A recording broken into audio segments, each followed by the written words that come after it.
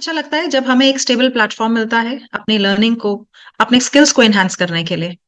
और अगर सपोर्ट एक ऐसे एस न्यूमरोलॉजिस्ट का हो जो अपनी फील्ड में माहिर हैं, तो it's like icing on the cake. Sir, I welcome you and same time, I thank you from the bottom of my heart for bringing such innovative topics for learning and development of your participants. आज के दिन हम दो topics पे बात करेंगे, that is career and relationship through numerology. दोनों ही अपने आप में बहुत ज्यादा वास्ट टॉपिक है। दोनों ही एक ऐसे टॉपिक है जिसका हमारी लाइफ में बहुत बड़ा इम्पैक्ट है। Relationship is also very important, career is also very important. हम लोगों को बनाने में हमारे करियर और रिलेशनशिप का बहुत बड़ा हाथ होता है। अब इस वास्ट टॉपिक को हम एक एक करके डिस्कस करेंगे sir. So let's talk about relationship first. Sir, welcome sir. First of all, मैं सभी का स्वागत करता हूं आज के सेशन के अंदर। और उन तमाम जो भी हमारे साथ आज जुड़े हैं मेहमान, उन सबका स्वागत करता हूं। और thank you so much sir. काफी काफी चैलेंजिंग सब्जेक्ट है आज हमारा, अगर देखा जाए। चलो, फर्स्ट ऑफ ऑल मैं डॉक्टर रिद्धि मेहता का बहुत बहुत धन्यवाद करता हूं। डॉक्टर रिद्धि मेहता भारत देश की एक जानी मानी टैरो रीडर है और एनर्जीज के अंदर इनका बहुत बड़ा, मैं ये कहूंगा, बहुत अच्छी अच्छी फाइंडिंग्स इन्होंने पाई है। और ये स्पेशली यूनिवर्सिटी के अंदर बहुत अच्छा इन्होंने अपना टैरो का मुकाम हासिल किया है। ये स्टूडेंट्स को पढ़ाती हैं। और स्पेशली अगर देखा जाए तो आज मेरे लिए सौभाग्य की बात है कि आज हमारा ये पूरा program doctor Riddhi Mehta host कर रही हैं। मैं तो हमेशा बड़ा अपने आप को खुश नसीब मानता हूँ इस मामले में। तो thank you doctor Riddhi Mehta. हमेशा हमारे चेहरे पे ऐसी स्माइल होनी चाहिए जिसको हम कहते हैं स्ट्रेस बस्टर। सो सर, क्योंकि हमारे साथ बहुत सारे लोग अभी जुड़ चुके हैं, तो let's start with the topic. बात करते हैं पहले रिलेशनशिप को उठाते हैं। और जब हम रिलेशनशिप की बात करते हैं तो कंपैटिबिलिटी बहुत जरूरी हो जाती है। फिर वो चाहे लव रिलेशनशिप हो, हमारा सोशल रिलेशनशिप हो, या फिर बिजनेस रिलेशनशिप। तो जब भी हम कंपैटिबिलिटी चेक करेंगे, क्या हम एक इंसान के नंबर से या एक इंसान का डेट ऑफ बर्थ देख के ये पता लगा सकते हैं कि इसका behaviour in relationship, specifically in relationship, कैसा रहेगा, या फिर दूसरों के साथ ही किस तरह से बिहेव करेगा, या फिर हमेशा पार्टनर का जो नंबर है वो भी साथ में स्टडी किए जाएंगे? बिल्कुल किया जाए। मेरी बात को हमेशा याद रखना, एक प्रिंसिपल फिक्स है। कोई भी माता पिता इस बात की गारंटी नहीं ले सकते कि हमारा बेटा पराए घर से जो बेटी को ब्याह के लाएगा उसका कैसा पति बनेगा। और कोई भी माता पिता इस बात की गारंटी नहीं ले सकते कि हमारी सुशील बेटी दूसरे घर की बहू कैसा रोल प्ले करेगी, क्योंकि उन्होंने उस शेप में कभी देखा ही नहीं है उसको। क्योंकि वो जो रूप है, मैरिज एक इंस्टीट्यूशन है। हम मिलना मिलाना एक अलग चीज है, लेकिन जब मैरिज के खाने में लेके जाते हैं, दैट इज एन इंस्टीट्यूशन, वो एग्रीमेंट है हमारा आपस के अंदर। तो यहाँ पे बहुत सी चीजें रोल प्ले करती हैं। खाली देखो, यहाँ पे दो तीन चीजों का हमने मेनली देखना होता है। Birth number versus birth number, पहले ये है मिलान। ऐसे बहुत से लोग कहते हैं जी बड़े सारे 20-25 नंबर्स होते हैं, बड़े चैनल होते हैं जो ये बोलते हैं। पहले उनसे पूछो कि आपके अपनी शादी में कितने मैच हुए हैं। मैं तो प्रैक्टिकल बात करता हूँ, मैं थ्योरेटिकल बात करता ही नहीं। ऐसे तो एस्ट्रोलॉजी के अंदर 8 सेगमेंट होते हैं, बड़े अच्छी है, बड़े प्यारे हैं। 8 या 8 ही होते हैं। न्यूमरोलॉजी पता नहीं किसी ने 15-20 गिन दी है ऐसे पकड़ के। जितने मर्जी गिनते रहो बैठे। यहाँ प्राइमरली हमें ये दिखना है birth number versus birth number आपस में बिहेवियर मैच करता है कि नहीं करता है, क्या एक दूसरे के साथ सबमिसिव है या नहीं है। दूसरा, इनको एनर्जी कहां से आ रही है, डिफरेंट टाइप की। दोनों के नेम का फर्स्ट अल्फाबेट, वो आपस में कॉर्डियल रिलेशनशिप बना रहे हैं कि नहीं बना रहे, क्योंकि इंडिविजुअली दोनों को एनर्जी भेज रहे हैं। फिर उसके बाद फर्स्ट नेम का टोटल नंबर फर्स्ट नेम का, याद रखना फर्स्ट नेम का वो आएगा, फिर उसके फुल नेम का आएगा। हालांकि लड़की का उसके बाद सरनेम चेंज होना है, तो चेंज होने के बाद क्या नंबर बनेगा, वो सारी पैरामीटर काउंट किए जाएंगे। लेकिन हम आज यहाँ सारे नंबर की बात नहीं करेंगे, हम प्राइमरली बात करेंगे birth number versus birth number. तो जब birth number versus birth number, communication channel, behaviour pattern, submissive होना, ये सबसे सख्त जरूरी है। डेस्टिनी नंबर हमारा ये रोल प्ले करेगा कि फ्यूचर में ये कैसे होने वाले हैं। आप देखोगे बहुत सी शादी में क्या होता है कि शुरू शुरू में बड़ा महाभारत होता है, क्योंकि birth number versus birth number आपस में कॉर्डियल रिलेशनशिप पे नहीं है। लेकिन कहीं ना कहीं डेस्टिनी नंबर आपस में कॉर्डियल रिलेशनशिप बना रहे हैं। तो होता क्या है, लड़ाई झगड़े में वो फासला अपने आप ही कवर हो जाता है धीरे धीरे करके। In the mean time destiny number अपना रोल प्ले करना शुरू करता है, फिर टिक जाती है। कुछ शादियों में क्या होता है कि शुरू शुरू में बड़े कॉर्डियल रिलेशनशिप होते हैं, लेकिन destiny number versus destiny number खराब है आपस में, तो फ्यूचर में जाके उस मेल मिलाप में आपस में कॉर्डियल रिलेशनशिप नहीं रहते, ये दोनों रेल की पटरियों की तरह अलग अलग ही घर में स्टे करते। तो हम ये चाहते हैं कि शादीशुदा जिंदगी ऐसी हो जिसमें आखिरी दम तक ना हैप्पीनेस बनी रहे। तो उम्मीद करता हूं तो जो आपने सवाल पूछा था एग्जैक्टली। उसमें काफी चीजें कवर हुई होगी। बिल्कुल सर, और इनफैक्ट ये जो आपका पॉइंट था ना कि डेस्टिनी नंबर में कहीं ना कहीं मेल होता है, तो अगर इनिशियल डेज में आपको लगता भी है कि रिलेशनशिप बहुत आउट ऑफ ट्रैक जा रहा है, पॉसिबिलिटी है कि आगे जाके संभल जाएगा रिश्ता। Correct. So very important point and very good take away also, point to be noted. मैं यहाँ पे एक बात और ऐड करना चाहूंगा, किसी भी नेटिव का जो डेस्टिनी नंबर होता है, डेस्टिनी नंबर का जो इनिशियल कंपाउंड नंबर होता है, उसके अंदर उसके फ्यूचर जो भी उसका लाइफ पार्टनर बनेगा, वो जो दो नंबरों का आपस में कॉम्बिनेशन बनता है, उसमें उस कॉम्बिनेशन में उसका अक्स नजर आता है, इमेज। अगर आपने उसको देख लिया तो आप सही जगह पे अपना रोल प्ले करोगे। अगर आपकी कहीं आपस में मैचिंग किसी और जगह हो गई तो फिर आपको समझ में आ जाएगा उसका फ्यूचर क्या निकलेगा। देखो, हमारे हिंदू शास्त्र के अंदर, हिंदू धर्म में, मैं हिंदुस्तान की बात करूं, शास्त्रों की बात करूं, हमारे यहाँ सेपरेशन का कोई चैप्टर ही नहीं है। हमारे यहाँ कुछ भी नहीं है, ना डाइवोर्स ना सेपरेशन, ऐसे कुछ है ही नहीं है। इसका मतलब क्या हुआ, हम जब भी कहा एक कन्या का एक लड़के के साथ कोई मैरिज या विवाह करते हैं, तो कई बार पुरानी रीति होती थी, एक दूसरे को देखा भी नहीं होता था, तो आपस में किन चीजों को मैच कराया जाता था, बिहेवियर पैटर्न, कम्युनिकेशन कैसा है, फ्यूचर में प्रोग्रेस कैसी है, संतान प्राप्त करने में कोई दोष तो नहीं है, शारीरिक कष्ट तो नहीं आएगा, ये सारे पैरामीटर्स थे।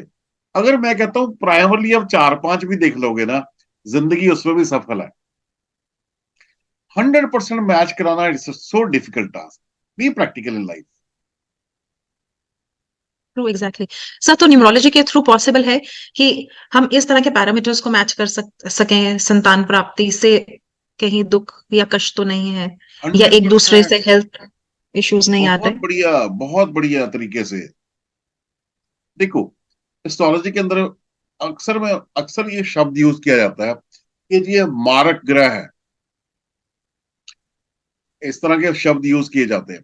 जब इस तरह के शब्द यूज किए जाते हैं तो आप देखोगे न्यूमरोलॉजी के अंदर भी इस तरह के बहुत से नंबर्स आपको देखने को मिलेंगे। असल में क्या होता है कि हम कहीं इन्फैचुएशन हो गई या किसी से कनेक्शन बढ़ गया, अगर सपोज करो किसी को म्यूजिक पसंद है, उसने कि गजल सिंगर को सामने स्टेज पे देख लिया, तो आपस में मैचिंग हो गई। लेकिन वो ये भूल जाते हैं जिंदगी प्रैक्टिकल है, वहां पे थ्योरेटिकल बात नहीं होगी।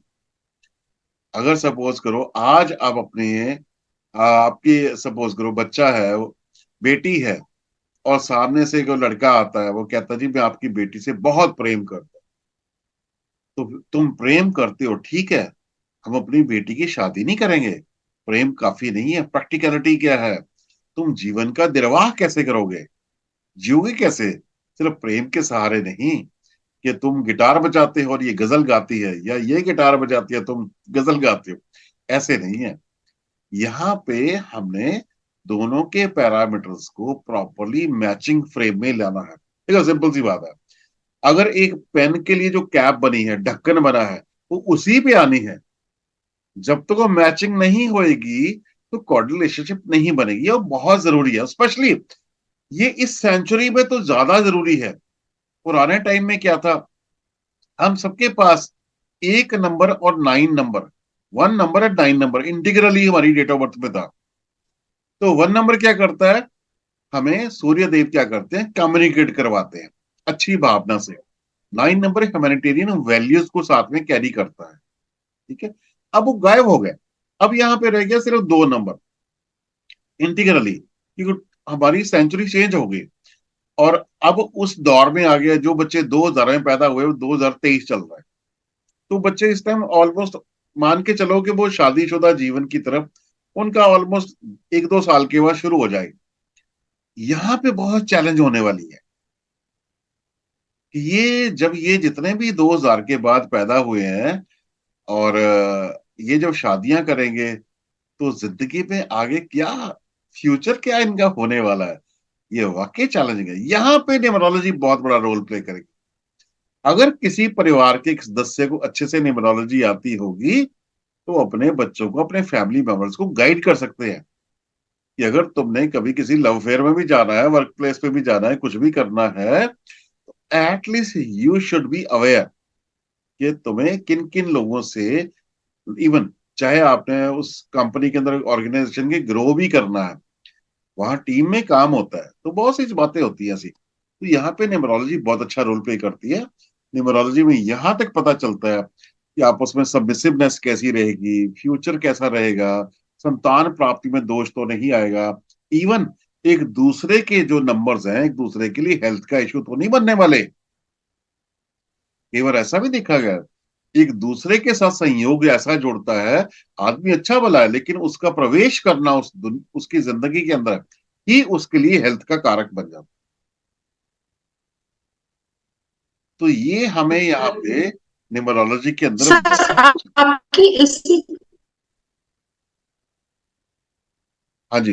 जी सर, आपकी इसी बात से एक सवाल आता है दिमाग में। आईटी सेक्टर में जब हम देखें, बहुत बहुत सारे लव मैरिज के केसेस आते हैं, देखने सुनने में बहुत ज्यादा मिलते हैं। करेक्ट। जहां आपका कोई मैसेज, आपका कोई व्यू पॉइंट इसके ऊपर?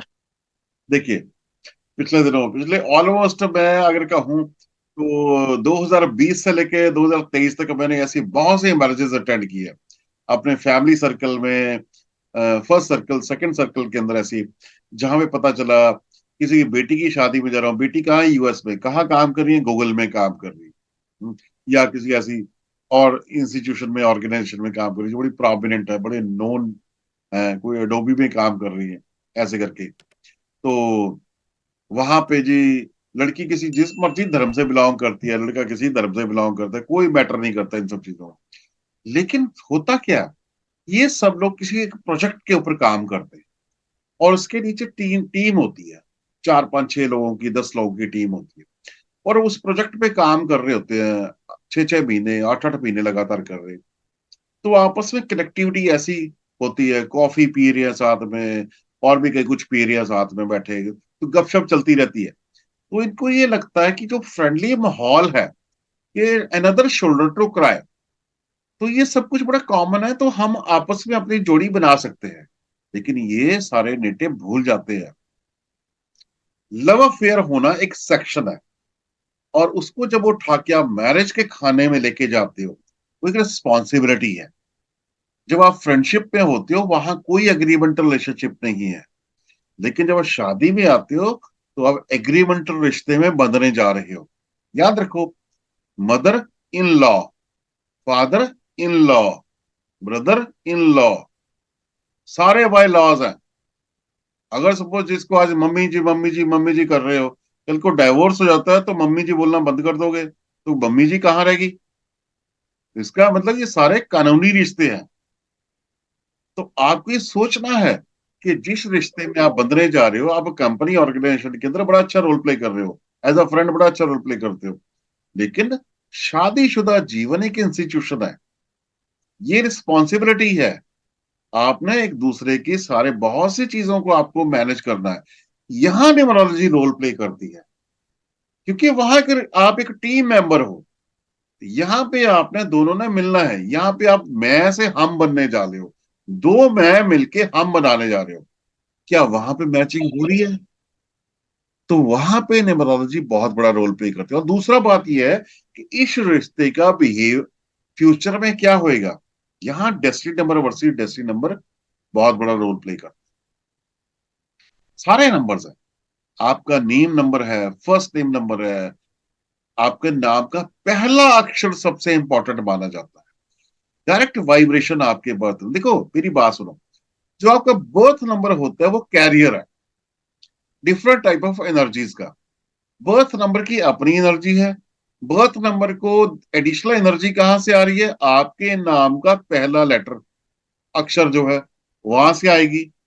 वो डिफरेंट भी हो सकती है। आपके नाम का टोटल वैल्यू का जो नंबर आ रहा है उसकी वाइब्रेशन भी आपको आएगी। आपके पूरे नाम का टोटल वैल्यू जो आ रही उसकी वाइब्रेशन भी आएगी। तो आप समझ लो आप एक मॉकटेल बन गए हो। वो जो एक मॉकटेल बना है एक ग्लास के अंदर, उसके अंदर डिफरेंट डिफरेंट डिफरेंट टाइप की एनर्जीज आ रही हो। तो एक्चुअल जो आपका जो ऑरा था, ओरिजिनल जो ओरिजिनलिटी जो थी आपकी, वो तो कहीं ना कहीं डिस्टर्ब हो गई। अगर सपोज करो वो सारे तीन नंबर जो आपके नेम के हैं वो डिफरेंट डिफरेंट नंबर्स हुए, तो आपकी ओरिजिनल ऑरा जो है, सपोज आप वन नंबर से रूल करते हो, आपका फर्स्ट नेम शुरू ही 8 नंबर से होता है और उसका टोटल नंबर 7 से होता है, फुल नेम नंबर 6 से होता है, तो अब कहीं ना कहीं फ्रेंडली नंबर भी है, एंटी नंबर भी है, सारा पंच बीच में जा रहा है। तो आपका मॉकटेल तो बन गया, लेकिन बीच में किसी ने हरी मिर्च भी डाल दी, बीच में हनी भी डाल दिया, काली मिर्च भी डाल दी। अब कैसा टेस्ट आएगा? तो आप क्या बन गए खुद को? अब इसी टेस्ट को उठा के आपने मैच कराना है गर्ल के साथ। ये जो नंबरों की इक्वेशन बनती है, इस इक्वेशन को आप तभी समझ सकते हो अगर आपको 1 से लेके 9 नंबरों की तह तक जाना आता हो, अदरवाइज नहीं। फिर आप सुनी सुनाई बातों पे काम करोगे। जी जी जी, राइट सर। तो सर रिलेशनशिप, अब क्योंकि हम अ, ये डिस्कस कर रहे हैं कि रिलेशनशिप में किस तरह से कंपैटिबिलिटी देखे, तो कई बार ये भी देखा गया है कि एक इंसान दो रिलेशन में से एक डोमिनेट करने वाला होता है, या हम ये कह सकते हैं कि कुछ नंबर से ऐसे रूल होता है कि जो डोमिनेट करता है और दूसरा नंबर वो डोमिनेशन सहता है।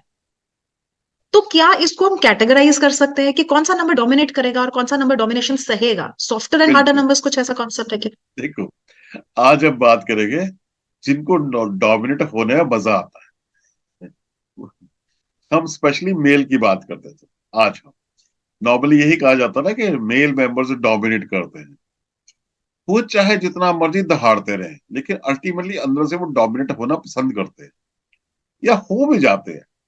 इनमें सबसे पहला नंबर देखो, सबसे पहला शतरंज का खिलाड़ी है नंबर 1।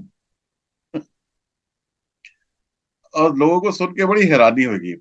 और यहाँ मैं मेल मेंबर की बात कर रहा हूँ, यहाँ जितनी महिलाएं हैं हमारे साथ यहाँ आज इस वेबिनार के अंदर, तो उनको अगर सपोज करो उनके हस्बैंड 1 नंबर से रूल भी करते होंगे, वो कहे नहीं नहीं नहीं गलत है गलत है। कुछ नहीं गलत है। एक्चुअली वो है शतरंज के खिलाड़ी। उन्हें डोमिनेट होना भी आता है और डोमिनेट करना भी आता है, लेकिन ऐसे अंदाज से करेंगे कि आपको पता भी नहीं चलेगा, because they are very caring person. उसके बाद डोमिनेट होना किसको पसंद है, लेकिन अगर सामने वाला सबमिसिव हो तो वो है 2 नंबर। फिर आता है 5 नंबर, फिर आएगा 6 नंबर। ये इनका इनकी टेंडेंसी है डोमिनेट होना। ये सामने से प्रोजेक्ट नहीं करेंगे लेकिन अंदर से डोमिनेंट होते हैं, इनकी फितरत है। अब जितना मर्जी इनके इनके साथ इनकी पत्नियां जो मर्जी कहते हैं नहीं नहीं होते नहीं होते, इसको माना नहीं जाएगा। ये कहीं अंदर से वो डोमिनेट होते हैं। अब सर्च करना ध्यान से कि वाकई होते कि नहीं होते हैं।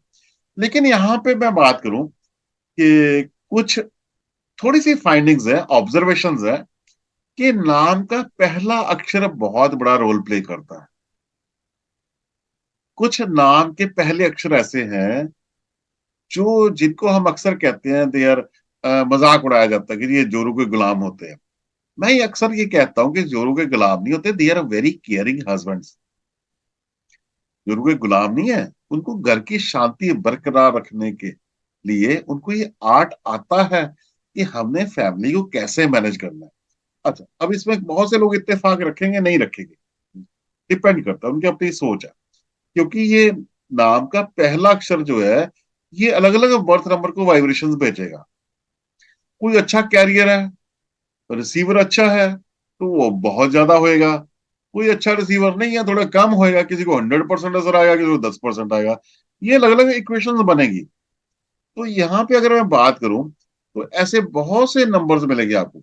अच्छा, अब जिनका नाम ए से शुरू होता है, अगर लड़के स्पेशली जिनका ए से शुरू होता है, तो इनकी एक फितरत रहती है कि ये अपनी पत्नी को कभी भी तकलीफ नहीं आने देना चाहते। ये सोच है इनकी। और इनका मन बड़ा लगता है पत्नी की सेवा करने के अंदर।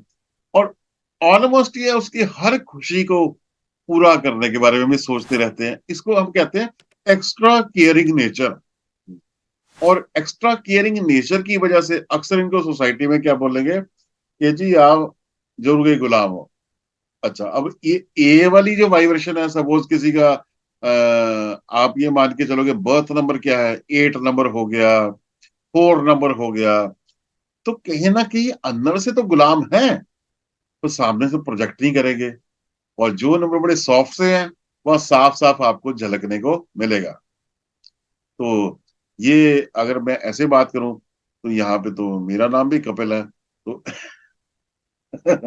तो यहाँ के जिनका ना के से शुरू होता है अक्सर, तो के वाले ना हमेशा शादी से पहले तो बड़े जिद्दी नजर आएंगे आपको देखने को।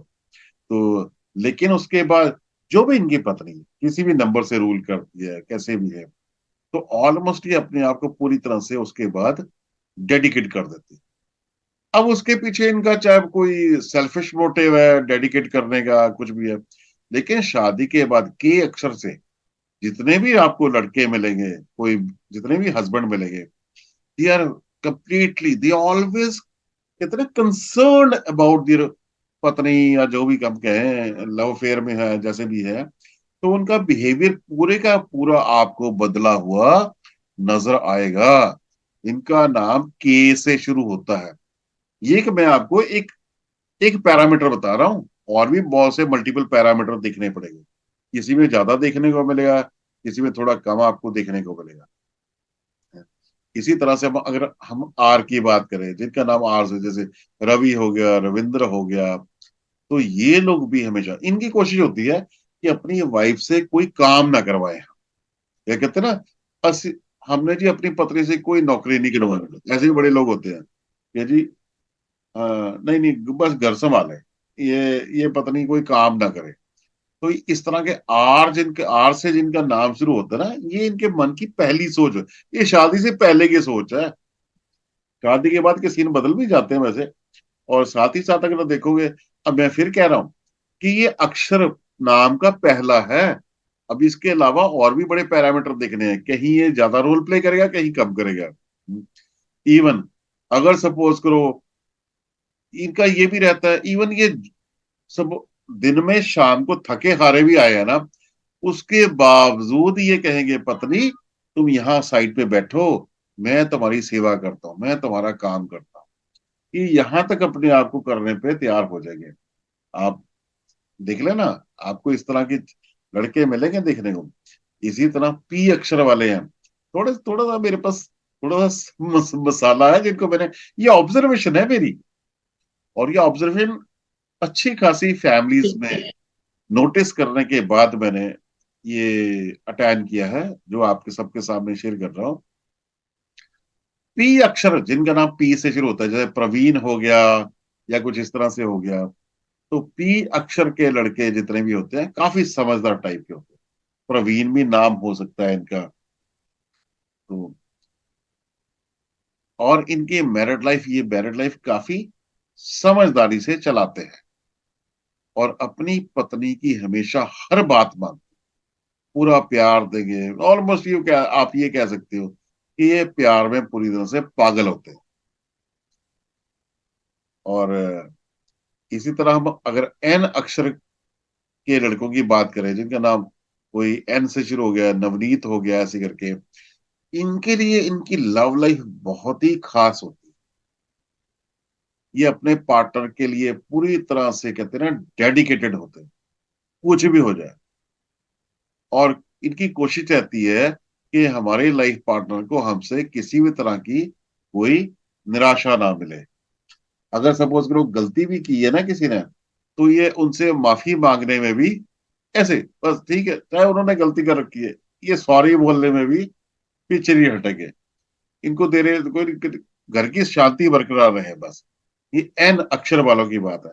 अगर हम नोटिस करें कि पहले जितने भी मैंने ऑब्जर्वेशन आपके सामने दी है, तो ए कहाँ आता है? ए हमेशा एक नंबर में आता है। अगर चिल्ड्रन न्यूमरोलॉजी में देखें तो ए 1 नंबर में आता है, और के कहाँ आता है? 2 नंबर में, आर भी 2 नंबर में। तो कहीं ना कहीं ये चंद्रमा प्लेनेट को भी रूल करता है ना। तो यस। और पी कहाँ आएगा? 8 नंबर में। तो पी की हम बात मैंने की है अभी कि ये बड़ी समझदारी से शादीशुदा जीवन को व्यतीत करते हैं। एन की बात करता हूं, तो एन किस में आता है? नंबर 5 में। तो 5 क्या बड़ा रोमांटिक सा नंबर है, तो लव लाइफ बड़ी बहुत बढ़िया होती है। अब अगर डी की बात करें, डी क्या है? 4 नंबर। अब डी से किसी का नाम जी धनंजय हो सकता है, ध्रुव हो सकता है, ऐसे कोई नाम होते हैं। तो ये जितने भी लड़के होते हैं, डी से नाम इनका शुरू होता है, काफी इंटेलिजेंट होते हैं, लेकिन क्लियर हार्टेड, साफ दिल होते हैं, और बड़ा केयरिंग नेचर होता है। ये तो अपनी वाइफ को पूरी तरह से रानी बना के रखना चाहते हैं, सपना पहले से बुना होता है इन्होंने। और इसके लिए चाहे अपनी माँ से भी लड़ जाए। तो अक्सर मदर इन लॉ, माँ को होता है ना कि मैं बहू को अपने कंट्रोल में रखूं, ये तो माँ से भी लड़ जाएंगे। ए डी नाम से शुरू करने वाले जितने भी हैं। और माशाल्लाह अगर कहीं डी नाम से शुरू होने वाला बंदा कहीं उसका बर्थ नंबर भी 4 हुआ, तो ये भिड़ जाएगा पूरी तरह से। और इनका हमेशा रहता है कि इच्छा पूर्ति के लिए, कुछ भी है, पत्नी की इच्छा पूर्ति के लिए कोई भी अपने काम से भी टाइम निकालेंगे। तो ये कुछ नाम है हमारे सामने जहां पे मेल मेंबर बहुत बड़ा रोल प्ले करते हैं। मैं आपको एक छोटा सा हिंट दे रहा हूँ, ये ऑब्जर्वेशन है, प्रिंसिपल नहीं है। कहीं ये 100% मैच कर जाएगा, कहीं 10% करेगा। हमें ये दिख रहा है बर्थ नंबर कैरियर कौन है। ये गर्ल्स भी आती है हालांकि। अगर हम गर्ल्स की बात करें, तो गर्ल्स की बात करें, तो अगर जितनी भी लड़कियां ओ अक्षर से जिनका नाम शुरू होता है, ओ से शुरू होता है, तो ये प्लानिंग के मामले में बाकी सब गर्ल्स से सबसे बेहतर होती है। अब इंडिया के अंदर देखा है तो ओ के नाम से ओजस्विनी ऐसा भी नाम आता है। तो ऐसे ज्यादा, हालांकि बहुत लंबी चौड़ी लाइन नहीं है हमारे पास, लिस्ट नहीं है कि जिनका नाम ए से शुरू होता है। लेकिन जिन लड़कियों का नाम ओ से शुरू होता है, ये अपनी मैरिड लाइफ में आने वाले जितने भी खतरे होते हैं उनको पहले से ही इनको पता चल जाता है, आइडिया होता है। इंट्यूशन बड़ी स्ट्रांग होती है इनकी, ओ नाम से जिनकी शुरू होता है। तो ये ऑलमोस्ट अपने आने वाले जीवन में खतरों को बहुत अच्छे से अंडरस्टैंड कर लेते हैं। लेकिन कहीं ना कहीं ये अपने हस्बैंड के लिए बहुत ही भाग्यशाली साबित होती है, ओ नाम से जितनी भी लड़कियां होती है। तो कोशिश करें, यहाँ जितनी माएं बैठी हैं अपने बेटों के लिए ओ नाम की लड़कियां ढूंढे आने वाले टाइम में। तो और दूसरी बात है, इनका सोशल नेटवर्क, सोशल नॉलेज, अच्छे या बुरे की पहचान करना, ये इनका बहुत बड़ा अच्छा टैलेंट होता है। दूसरी बात ये, अगर सपोज करो कहीं डिसअपॉइंटमेंट मिली भी, तो ये घबराती नहीं है। ये हमेशा हम ये कह सकते हैं कि ये बहुत बड़ा एनर्जी सोर्स रहती है अपने हस्बैंड्स के लिए, बूस्ट करने के लिए। ये कभी भी ऐसे नहीं किसी को, हम कहते हैं, डिसअपॉइंट करने वाला इनका एटीट्यूड नहीं रहता अपने लाइफ पार्टनर।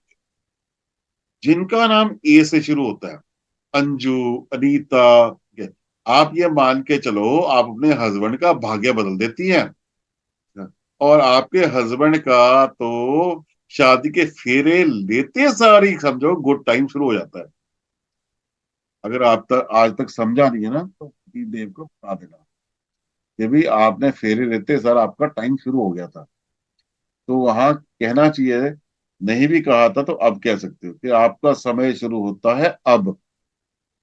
जैसे अमिताभ बच्चन जी केबीसी में बोलते हैं, ठीक है।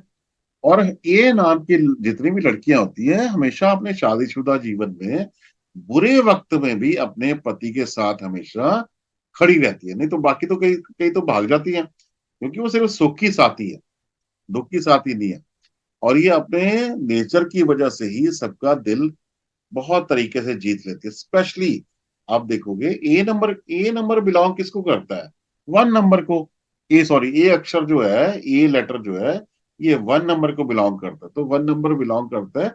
और हम ये कह सकते हैं सूर्य ग्रह है 1 नंबर।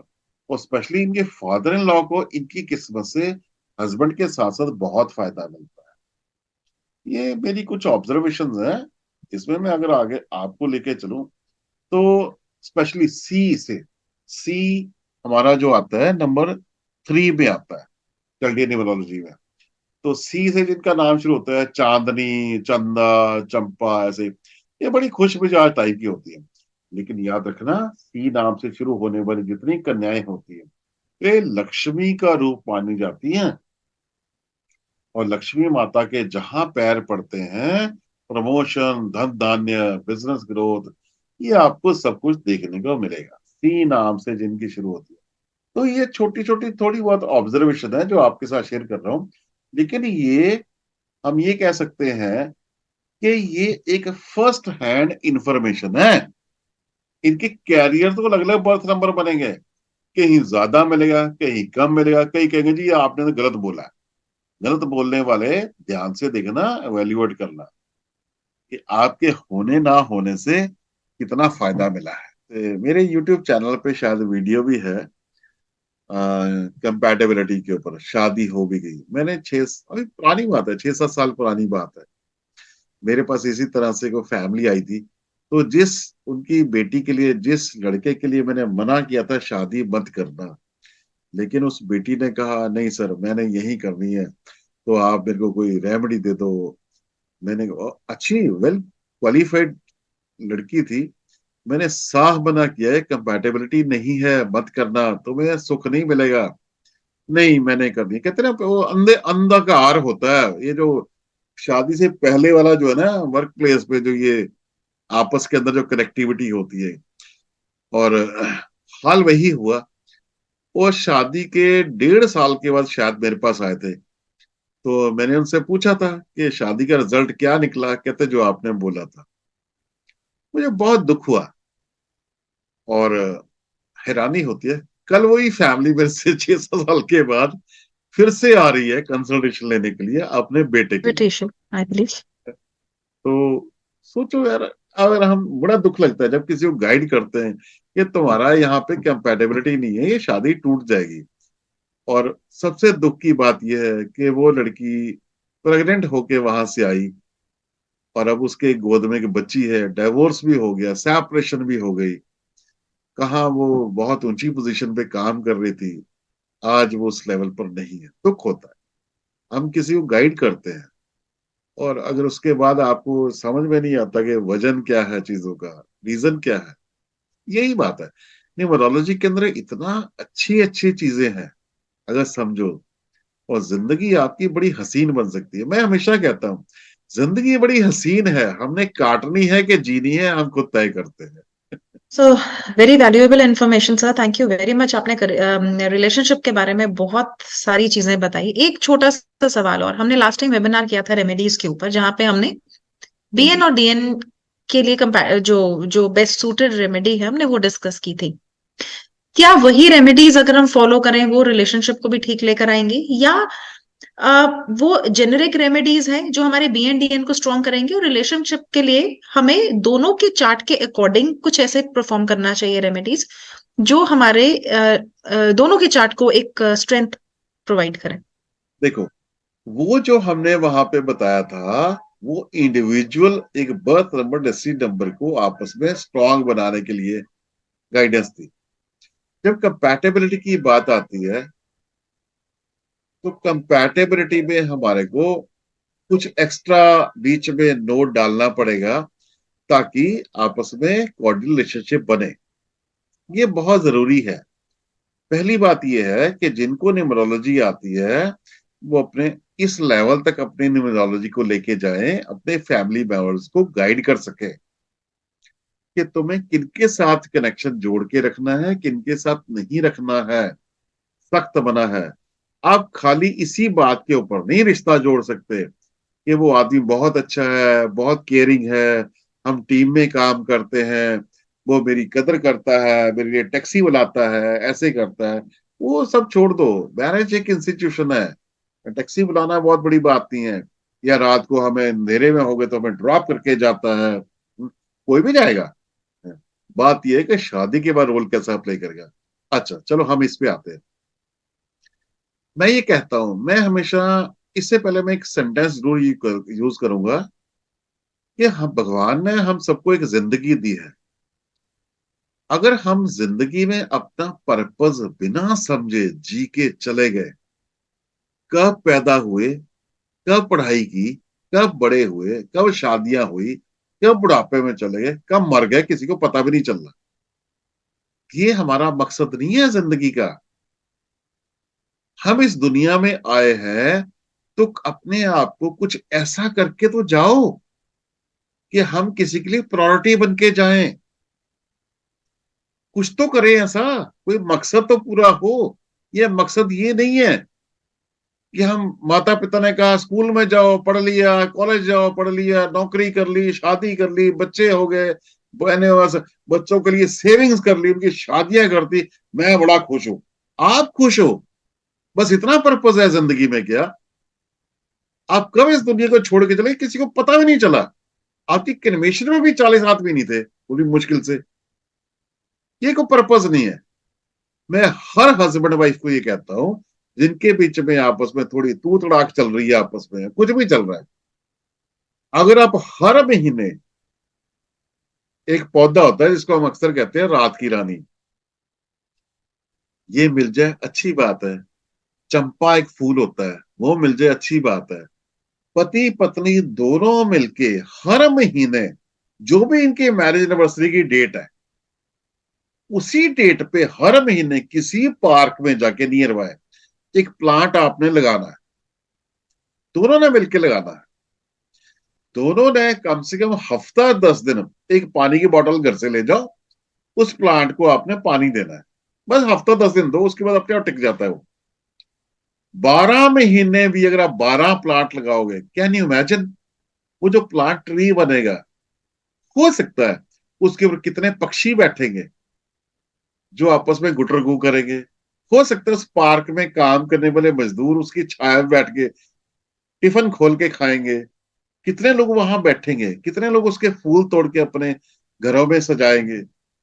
जब आप इस तरह की एक्टिविटीज को करोगे, कोई आपके बीच में जितने भी नेगेटिविटी होगी रफू चक्कर हो जाएगी। करो तो सही।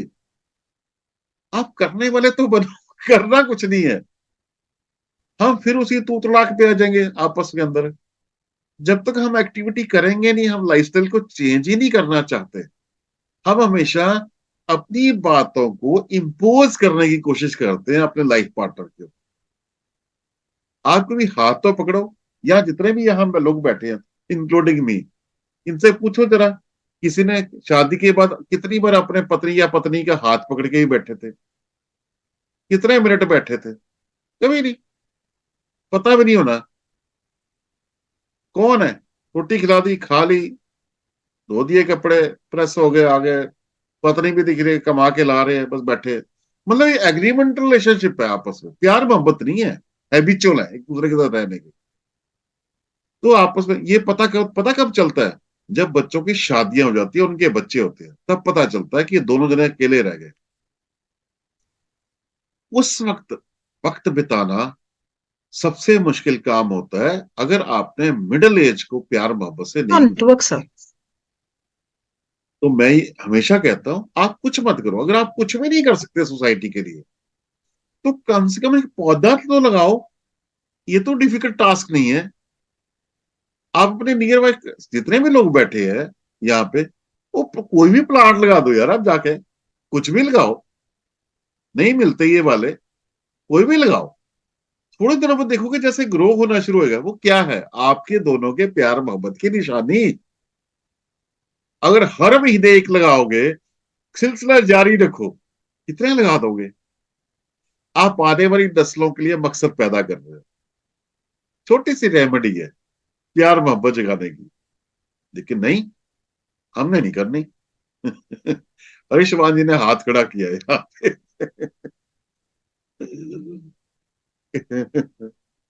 पर से आप हरीशवान जी, अनम्यूट कर सकते आपको हैं। बस, लो अनम्यूट करता हूं 2 मिनट के लिए। सर मुझे तो सिर्फ इतना कहना था, आपने पूछा था कितनी बार हाथ पकड़ा है। बहुत बार हाथ पकड़ा सर, और बड़ी बड़ी दिक्कत। अच्छा, तो सर वो हैंड रेस करके बता रहे थे। पहले हरीशवान जी, आपने नोट किया। कोई बात नहीं, अगली बार दिल्ली आएंगे तो पापा की पत्नी से बात करेंगे कि हाथ किस नजर से पकड़ा था। बिल्कुल सर, बिल्कुल बिल्कुल। और मैं ओके समझ सर। भी सकता हूँ। तो सर ये तो बहुत बहुत वैल्यूएबल इंसाइट्स हुए रिलेशनशिप के बारे में, बहुत कुछ जानने को मिला किस तरह से कंपैटिबिलिटी बनानी है, और नेम का कितना इंपॉर्टेंट रोल है, नेम अल्फाबेट जो फर्स्ट लेटर होता है। तो अब बात करते हैं करियर के बारे में। करियर की बात करें या एजुकेशन की बात करें तो, क्योंकि देखो कई बार क्या होता है जब कंसल्टेशंस लेते हैं तो लोग करियर में या तो सेटल नहीं हो पा रहे, या फिर उसमें खुश नहीं है। और जब एजुकेशन की बात करें तो स्टूडेंट्स को ये नहीं पता कि उनको कौन से सब्जेक्ट अपने लिए चूज करना है। तो इसमें एक न्यूमरोलॉजी का क्या योगदान है, क्या रोल प्ले करता है न्यूमरोलॉजी? देखिए डॉक्टर रिद्धि, मैं आपको बताऊं, मैंने मेरा 20 साल का इंडस्ट्रियल कैरियर रहा है। मैं सेल्स इंजीनियर से लेके कंट्री हेड तक रहा हूँ इंडिया अब्रॉड के अंदर, और मैं कभी खुश नहीं रहा वहां पे। हालांकि मैंने बड़े बड़े ऊंचे ऊंचे मुकाम हासिल किए। उस दौरान मैंने एक चीज नोटिस की, हमारी सोसाइटी के अंदर ना जाने कितने लोग ऐसे हैं जिनका जिंदगी जीने का, कुछ करने का अंदर से सोच थी, लेकिन कर नहीं पाए। आज वो कुछ और ही प्रोफेशन में है, बिजनेस में, नौकरी में, कुछ भी। लेकिन जब जब उनके मन की वो चीज सामने आती है, वो कहते ये करना चाहता था, बने किसी और चीज के लिए, लेकिन कहीं जी कहीं और रहे हैं। तो इसी ऑब्जेक्टिव को लेके मैंने इंडिया में आके न्यूमरोलॉजी का इस्तेमाल शुरू किया। करियर एंड एजुकेशन गाइडेंस देना with the help of numerology, students and career oriented person जो है, जो अपना बिजनेस सेटअप करना चाहते हैं, जॉब करना चाहते हैं, न्यूमरोलॉजी इतना बड़ा रोल प्ले करती है। आप पिन पॉइंटली बता सकते हो। या हम स्टूडेंटशिप से शुरू होते हैं। इस टाइम बहुत चैलेंज है उन फैमिलीज के लिए जिनके बच्चे इस टाइम 12th स्टैंडर्ड के एग्जाम देने वाले हैं, या जिनके घरों के बच्चे भी 12th स्टैंडर्ड के एग्जाम देने वाले हैं, जो 2024 में होना है। कि आगे क्या होगा, रातों की नींद हराम हो जाती है इन दिनों के अंदर, क्योंकि आगे जिंदगी उनकी है। कैसे होगा, किस तरह होगा, बच्चे कोचिंग ले रहे हैं, कुछ भी कर रहे हैं, या जो इस टाइम प्रोफेशनल डिग्री के अंदर फाइनल ईयर के अंदर है, उसको ये लगता है कि मैंने कौन से पता नहीं किले फतेह कर लिए। 4 साल की डिग्री करने के बाद, 4 साल की डिग्री करने के बाद भी कई बार आपको नौकरियां नहीं मिलती। और यहाँ 4 दिन का 4 घंटे का कोर्स करने के बाद लोग न्यूमरोलॉजिस्ट लिख लेते हैं अपने आप को। तो और दुनिया का भला करने लग पड़ते हैं। तो न्यूमरोलॉजी जो है ना, ये बहुत बड़ा रोल प्ले करती है। यहाँ पे हमारा डेस्टिनी नंबर किसी के एजुकेशन के सब्जेक्ट हो गए या प्रोफेशन हो गया, उसके अंदर बहुत बड़ा रोल प्ले करता है। फिर उसके बाद देखा जाता है आपका बर्थ नंबर क्या है, आपका नेम नंबर क्या है, करना किसने वो काम, वो करने के लिए केपेबल है क्या नहीं है। ये जो इक्वेशन बनती है ना सारी की सारी, ये कोई इजी टास्क नहीं है। इसको समझने के लिए आपको एक्सेल के 9 नंबरों के बारे में डिटेल में पता होना चाहिए। पर चक्कर ये है कि रेमेडी काम करेगी। तो सारा सारा झंझट यहाँ पे है कि काम चले ना चले, रेमेडी साथ में काम करेगी। रेमेडी पता चलनी चाहिए बस, कि नहीं भी चले तो चलो रेमेडी लगा दो। वो रेमेडी हर जगह काम नहीं करती। आपका जो कहते हैं ना सबकॉन्शियस माइंड, अब मैं लास्ट टाइम भी शायद वेबिनार में बात कही थी कि बड़ा सिंपल सा होता है कि हम लोगों ने कितने सारे जॉब्स के अंदर है, प्रोफेशंस के अंदर है, आप देखोगे ऐसे बहुत से लोग मिलेंगे आपको हर 3 साल के बाद अपना प्रोफेशन बिजनेस चेंज कर लेते हैं। पहले ये कर रहे थे, फिर कुछ और कर रहे हैं, फिर कुछ और कर रहे हैं, कुछ और। वो स्टेबिलिटी क्यों नहीं आती? बिकॉज उनको पता ही नहीं है कि वो किस चीज के लिए बने हुए हैं। जिस दिन आप अपनी उस डेस्टिनी नंबर की गाइडलाइन के अकॉर्डिंगली प्रोफेशन को सिलेक्ट करते हो, फिर आपके अंदर स्टेबिलिटी अपने आप आएगी आएगी। और अब तक मेरा, टचवुड, मेरा अब तक का रिकॉर्ड रहा है, किसी आदमी को फेल नहीं होने देता अपनी कंसल्टेशन के अंदर, जब भी उनको करियर की गाइडेंस दी जाती है, चाहे कोई आदमी इंडिया में है, अब्रॉड के अंदर है, कैसे मर्जी। न्यूमरोलॉजी बहुत बड़ा रोल प्ले करती है। बहुत से लोग इस तरह ही करते हैं, सिंपल सिंपल से चीजें होती हैं। अगर सपोज करो आपके पास एलिमेंट ऐसा है ही नहीं, पैरामीटर है ही नहीं कि आपने मशीनें लगानी है, और वो मशीनें लगा के अपना काम शुरू कर देते हैं, लेकिन उसके बाद चलता नहीं है। हैवी इन्वेस्टमेंट्स होती हैं। जब हैवी इन्वेस्टमेंट्स होती हैं तो कैसे करें? अब क्या करें उसको? फिर उसका सोल्यूशन होता है, हम कभी किसी के पैसे वेस्ट नहीं होने देते। तो सोल्यूशन के अंदर फिर एक पार्टनरशिप को घुसाया जाना, कि वो पार्टनरशिप ऐसी हो जहां 49-51 का रोल प्ले करती है। फिर 51 वहां रखा जाता है जिसके बर्थ चार्ट में, जिसकी डेट ऑफ बर्थ में मशीन्स का रोल इंपॉर्टेंट है, ताकि उसकी अपनी इन्वेस्टमेंट वेस्ट ना जाने पाए। ये सारा बड़ा ताम झाम है, ये समझना पड़ता है, सीखना पड़ता है। ये गाइडेंस देना ऐसा नहीं है कि आदमी के जी मेरे पेट में दर्द है, ये ले रेमेडी, ब्रालगन की गोली खा ले, है ना, मुझे उल्टियां आ रही है, ये ले रोको खा ले, है ना। ऐसे नहीं, ऐसे कोई काम नहीं चलता। ये कोई आप ज्योतिषी नहीं हो। आप सबसे पहले खुद को कैसे मैनेज करना है, पहले उसको सीखने की जरूरत है। मैंने आज तक देखा है, हमारे पार्टिसिपेंट थे, वो उन्होंने कम से कम मेरे पास 16वां या 17वां न्यूमरोलॉजी का कोर्स किया था। अक्सर जिसका भी होता था वो कहते थे, जी जहां तुम पैदा हुए थे तुम्हारे बाएं हाथ में कुआं था, दाएं हाथ में हैंडपंप था। ये को बातों से किसी का भला नहीं होने वाला। अगर सपोज करो मेरे यहाँ बाएं हाथ में कुआं हो, दाएं हाथ में हैंडपंप हो, मुझे क्या देने वाला वो? मेरे घर में चंडीगढ़ की वाटर सप्लाई सिस्टम पानी देता है। ये सब फाइंडिंग्स जो है ना, ये चली गई, ये जमाने चले गए, अब नहीं है। मुझे नहीं इंप्रेस होना ऐसी बातों से। अब प्रैक्टिकल टाइम है, हमें प्रैक्टिकल्स देखना है, प्रैक्टिकली लाइफ को कैसे जीना है हमने। नहीं मेरा इन सब बातों से जो लोग इंप्रेस होते हैं, मैं कहता हूँ महामूर्ख है। अरे इन्होंने बता दिया मेरे लेफ्ट साइड पे कुआं था, राइट साइड पे हैंडपंप था। इससे अगर आप आज भी, अगर आप पढ़े लिखे लोग इंप्रेस होते हो ऐसे ऐसे न्यूमरोलॉजी पढ़ने वालों से, तो मैं कहता हूँ आपसे बड़ा मूर्ख नहीं, महामूर्ख कोई नहीं होगा। आप प्रैक्टिकल वे में लाइफ को कैसे जीना है उसको समझो तो सही। सबसे पहले चैलेंज है, बच्चों की चैलेंज है जिन्होंने बड़ी क्लासेस के अंदर जाना है, क्या प्रोफेशन को सिलेक्ट करें। आपकी हार्ड एंड मनी उनकी एजुकेशन में स्पेंड होती है। उसके बाद अगर उनका करियर सेट ना हो, तो फिर रातों की नींद किसकी उड़ती है? पेरेंट्स की उड़ती है। अगर उसका करियर सेट हो गया, अब उनकी शादी होगी, शादी में समस्या आ गई, फिर भी पेरेंट्स की पहले उड़नी है। तो इन सब चीजों, जितने भी सेगमेंट्स है, जितने भी लाइफ के डायमेंशन हैं, जितने भी लाइफ के चैप्टर हैं, न्यूमरोलॉजी हर जगह रोल प्ले करेगी।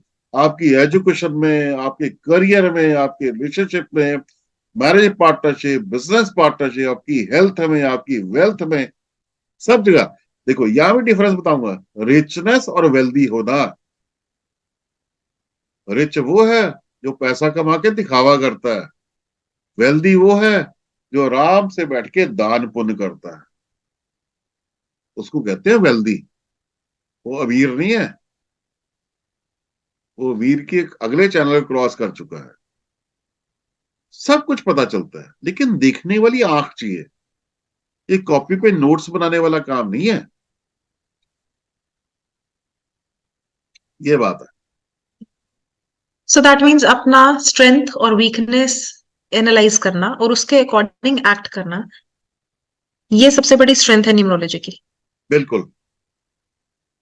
आप सपोज करो 8 कॉम्बिनेशन है, 8 कॉम्बिनेशन वाला के रेस्टोरेंट खोल के बैठ जाए, चला के दिखा दो। उसकी पत्नी आ गई बाई चांस ऐसी वाली, वो कहे जी मैं होटल मैनेजमेंट का कोर्स किया है, आप मेरे पार्टनरशिप कर लो मेरे साथ। वो चलता चलता रेस्टोरेंट डूब जाएगा। ठीक है जी। 3 नंबर वाली लेडी है, 6 नंबर वाला हस्बैंड है। पहली बात, छत्तीस का आंकड़ा तो ये बन गया। 3 वाली पीछे से ट्यूशन पढ़ाती आ रही है, कहते जी इंस्टीट्यूट खोलते हैं।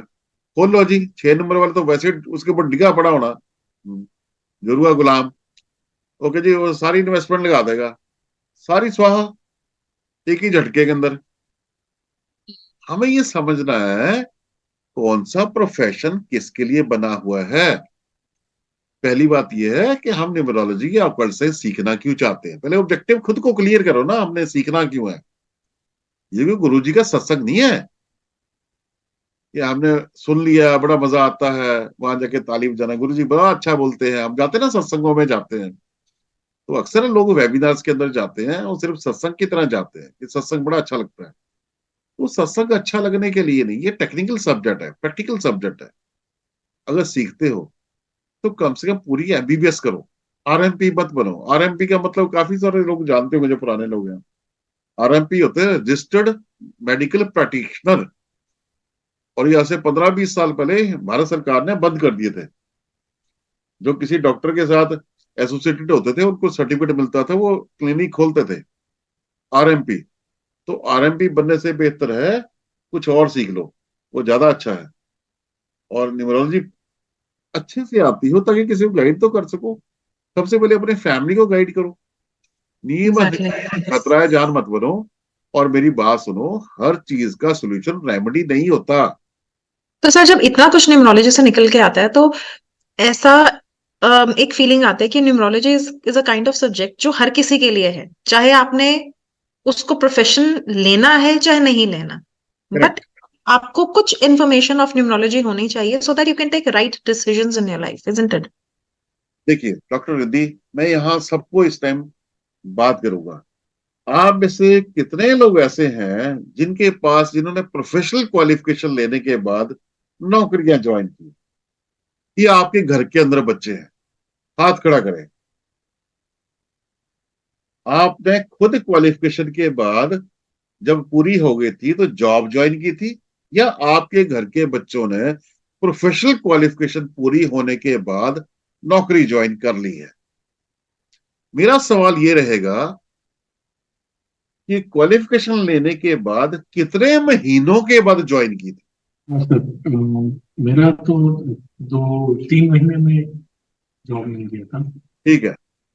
अच्छा, फॉर एग्जाम्पल आपने इंजीनियरिंग की, 3 महीने के बाद जाके आपकी नौकरी लगी। मैं एग्जाम्पल के तौर पे लेता हूं, सपोज आपकी 50,000 रुपए की सैलरी लगी है, ठीक है। तो अगर क्वालिफिकेशन लेते सारी आपकी नौकरी लगती तो 3 महीने का जो आपने नुकसान उठाया वो ना उठाना पड़ता 1.5 लाख रुपया।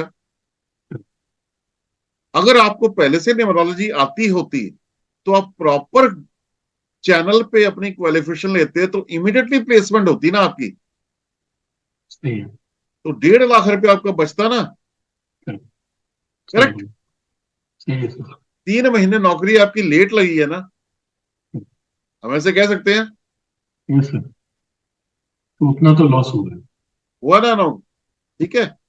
अब तो न्यूमरोलॉजी अगर समझ में आती, अगर सपोज करो उस टाइम आती होती, तो ये 1.5 लाख रुपया बच सकता था ना हमारा। Sure sir. अब आओ जी जसविंदर कौर जी के पास, मैं आपको सिर्फ इसका इंपॉर्टेंस समझाना चाहता हूँ। हेलो सर, हाँ जी, मेरी जॉब लगी थी आफ्टर 2 मंथ्स, पढ़ाई खत्म करने के बाद टू ठीक है। मंथ्स के अंदर। तो हाँ जिनका जी। बीच में क्वालिफिकेशन अटैन, मतलब जिनकी यूनिवर्सिटी, जिनकी इंस्टीट्यूट से प्लेसमेंट नहीं हुई, तो इसका मतलब प्लेसमेंट ना होने का मतलब क्या है कि आपने अपने पैशन को सिलेक्ट नहीं किया। और सब जितने भी नौकरियां करते हैं मन मार के कर रहे होते हैं, जितनी बस तनख्वाह आ रही है करे जा रहे हैं, करे जा रहे हैं, करे जा रहे हैं। लेकिन जैसे ही उनके जो पैशन मन में होता है कि कभी ना कभी सामने आता है, तब बड़ा मन उसकी तरफ ना लुभावना सा होता है, अट्रैक्ट होता है, ये करते, तो ये करते तो ज्यादा मजा आता है। तो क्यों ना यहाँ पे न्यूमरोलॉजी रोल प्ले करती है। हम तो नहीं कर पाए, कम से कम आगे आने वाली जनरेशन को तो गाइड कर सकते हैं ना हम। कम से कम वो उनका यूनिवर्सिटी से निकलते सारी या इंस्टीट्यूशन से निकलते वहां वहीं पर ही उनकी कैंपस सिलेक्शन हो जाए, ताकि निकलने के अगले ही पहले दिन में उनका काम शुरू हो जाए। कपूर साहब, आप भी कुछ कहना चाहते थे? सर मैं तो पढ़ रहा था तभी मैंने बिजनेस अपना चालू कर लिया था। बड़ी अच्छी बात है। और आज बिजनेस तक चालू करने का मतलब है कि जो मन में आया मैंने वो कर लिया, हाँ ठीक है ना। तो यहाँ पे कोई लॉस नहीं हुआ। तो कहने का मतलब यही है कि हम क्या करते हैं, न्यूमरोलॉजी यहाँ सबसे बड़ा रोल प्ले करती है, पर हम क्या चाहते हैं, मैं वो सीख लूं कि कोई मेरे पास कोई आए, मेरे जी लड़का होगा लड़की होगी वो बता दूं फटाफट। या 4 साल की इंजीनियरिंग की डिग्री करने के बाद भी हमारे अपने बच्चे रिजेक्ट हो जाते हैं। तो आपको क्या लगता है 4-5 दिन का 4-5 घंटे का कोर्स करने के बाद जो न्यूमरोलॉजी लिखते हैं आप पूरी तरह से कैलकुलेट कर पाओगे? उम्र लगती है इसमें, मेहनत लगती है। तो सर जब करियर की बात करते हैं तो अब्रॉड जाना भी इसके साथ लिंक्ड है ना। करेक्ट। आजकल सारे अब्रॉड जाके स्टडीज करना चाहते हैं, यस। या फिर अब्रॉड सेटल होना चाहते हैं, या हायर एजुकेशन के लिए या सेटल होने के लिए, है ना। कुछ बच्चे हैं जो जाते हैं, सेटल नहीं हो पाते, वो वापस आ जाते हैं। तो आई एम श्योर कि इसमें कुछ ऐसे नंबर होंगे जो बताते हैं कि higher education in a different country is possible, not not 100%। मैंने अब तक अपने पूरे इस न्यूमरोलॉजी करियर में जिन जिन को बना किया है, मत जाओ मत जाओ मत जाओ, उनको आज भी 6-6 7-7 साल हो गए हैं कनाडा यूएस के अंदर धक्के खा रहे बैठे। मैंने ऑनेस्टली, मुझे आज भी याद आता है, मैं नाम नहीं लूंगा, वो एलएलबी चंडीगढ़ में पंजाब हरियाणा हाई कोर्ट के अंदर बहुत अच्छा एडवोकेट था। मैंने कहा तुम जुडिशियल सर्विसेज की तैयारी करो, तुम्हारे चांसेस पूरे हैं लाल बत्ती वाली गाड़ी के। श्री भाई नहीं सर मैंने जाना है जाना है, चले जाओ। ठीक है। आज भी वहां पे वो पीआर नहीं मिल सकी, 7 साल हो गए उसको। उसने जाके अपने फिर लीगल की फील्ड के अपने जो स्टडीज की कोर्सेज किए, लेकिन वो अभी तक वो अपनी पसंद की नौकरी नहीं कर सका, क्योंकि उसको नंबर चाहिए, वो पीआर के लिए कुछ नंबर्स होते होंगे। तो यहाँ पे न्यूमरोलॉजी बहुत बड़ा रोल प्ले करती है। जिनके लिए सख्त मनाही है वो नहीं जा सकते। और आप देखोगे जिनकी डेट ऑफ बर्थ के अंदर बीएनएल मिला के अगर 6 नंबर मिसिंग है, उनको सबसे ज्यादा क्रेविंग होती है बाहर जाने की। और आजकल के जितने भी इस जनरेशन के जितने बच्चे देखोगे, आपको रेयरली किसी के दिखेंगे जहां 6 नंबर 5 नंबर रोल प्ले करेगा डेट ऑफ बर्थ के अंदर बीएनएल मिला के, तो वो क्या करेगा, परिवार से ज्यादा जोड़ देगा। तो जितना ये नंबर आपके डेट ऑफ बर्थ में नहीं मिलेगा, उतना ही परिवार से दूर जाने के बारे में आपको एनकरेज करेगा, टेम्प्ट करेगा, प्रोवोक करेगा। 6 नंबर आपको परिवार से जोड़ के रखता है। आपकी डेट ऑफ बर्थ के अंदर हो, आपके बीएनडीएन के अंदर हो, कहीं से भी निकल के आ जाए, ये आपको हिलने नहीं देगा। अगर सपोज करो इसके अगेंस्ट आप चले भी गए, तब भी आप वहां मन से नहीं रह पाओगे। आपको हमेशा घर की याद आती रहेगी। अब सेटल होना मन से कमजोरी रहेगी वहां पे। अच्छा, सेटलमेंट होने के लिए 8 नंबर होना बड़ा जरूरी है। फिर अगर 8 नंबर आपके पास जरूरी है साथ में, तो आप बड़े जल्दी सेटल हो जाओगे। अर्थ है ना, साथ में जमीन है, जहां जिसको अपना लिया आपने रुक गए। अगर वो नहीं है तो अब देखोगे बहुत से बच्चे जाते हैं, छोटी मोटी नौकरियां करते हैं, कई साल रेंटल अकोमोडेशन में रहते हैं, तो रहे जा रहे, जब तक वो सुई घूम के 8 नंबर की नहीं आएगी उनके डेट ऑफ बर्थ के अंदर, वो पीरियड नहीं आएगा, तब तक उनको घर ना सेटल होएगा ना कुछ सेटल होएगा। तो बड़ा लंबा प्रोसेस होता है। तो मेरा ये मानना है कि आपकी जब इंडिया से अगर मूवमेंट होती है बाहर, तो उस टाइम हमेशा देखो आप कौन से वक्त में जा रहे हो, क्या करने जा रहे हो, ऑब्जेक्टिव क्या है आपका। आप फैमिली को निराश करके जा रहे हो कि फैमिली को खुश करके जा रहे हो। तो यहाँ पे आपकी सेटलमेंट का पूरा पता चल जाता है। कोई पिक्चर नहीं है बिल्कुल भी ऐसा डिसअपीयरेंस या फॉगी पिक्चर वाला सीन है ही नहीं, क्लियर कट इमेज पता चल जाता है कौन सेटल होएगा कौन नहीं सेटल होगा। यहाँ पे मेजर रोल प्ले करता है आपके डेट ऑफ बर्थ में बीएनडीएन मिला के अगर 6 नंबर ज्यादा है, तो आपको बाहर जाने के लिए वो बार बार रुकेगा। फिर भी अगर आपको अंदर से फायर आ रही है, जाना है, चले तो जाओगे, लेकिन वहां चल के मन ना टिकेगा। 6 नंबर अगर मिसिंग है आपकी डेट ऑफ बर्थ में, तो आपको अंदर से दोबारा पंप आ रहा है, जा बाहर जा। अब जाओगे, फिर बाहर चल के क्या करते हैं, डिफरेंट टाइप की नौकरियां करते हैं, जॉब्स करते हैं, सेटलमेंट नहीं होती, क्योंकि एग्जैक्टली पता नहीं है करना क्या है। ऑब्जेक्टिव सिर्फ अब्रॉड जाना है। आप स्टडीज क्या करने जा रहे हो, ये इंपॉर्टेंट है। ये कहने का मतलब है कि न्यूमरोलॉजी के अंदर आपको सारी लाइफ का खाया पिया नजर आता है, पूरे का पूरा। और बिना रेमेडी किए हुए आपकी लाइफ पूरी प्रॉपरली मैनेज हो सकती है। आप किसी को बहुत अच्छा काउंसलिंग कर सकते हो। आजकल काउंसलिंग की ज्यादा जरूरत है रेमेडी की बजाय। जहां रेमेडी काम नहीं करती वहां काउंसलिंग काम करती है।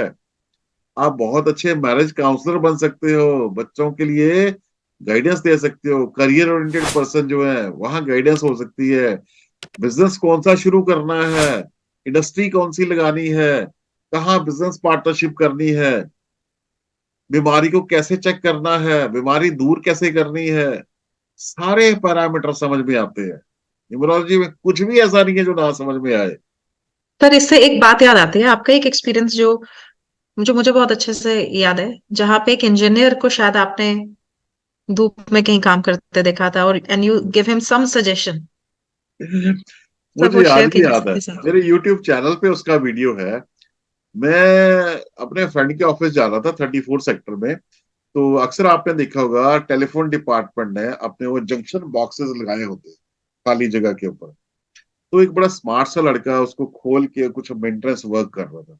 मैं उसके बगल से क्रॉस हो रहा था। मैंने अक्सर उसको ना ऐसे पूछा, मैं बेटा ग्रेजुएट इंजीनियर हो? कहता हाँ यस सर। मैं कहा जब इंजीनियरिंग ज्वाइन की थी तो मैं मालूम था कि इस धूप सड़सड़ाती धूप के अंदर तुम्हें इस डिब्बे के सामने खड़ा होना पड़ेगा? बिल्कुल नहीं कहता, अगर मुझे पता होता मैं इंजीनियरिंग करता ही ना। और वो शायद हमारे किसी, मैं नाम नहीं लूंगा, किसी के अच्छी नॉन कंपनी का इंजीनियर था। तो मैंने उसको अपना विजिटिंग कार्ड दिया। मैंने ये कहा फुर्सत में मिलना तो मैं करियर की गाइडेंस देता हूँ। बात आई गई होगी, एक आध महीने के बाद उसने कोई कंपनी चेंज की, इंटरनेट सब्सक्राइबर की, और मेरे पास उसी कंपनी का कनेक्शन था। वो मेरे पास आया, मेंटेनेंस की मेरी कंप्लेंट थी। ओहो कहता, मुझे याद आ गया। फिर वो मेरे पास बैठा, मैंने उसको गाइड किया।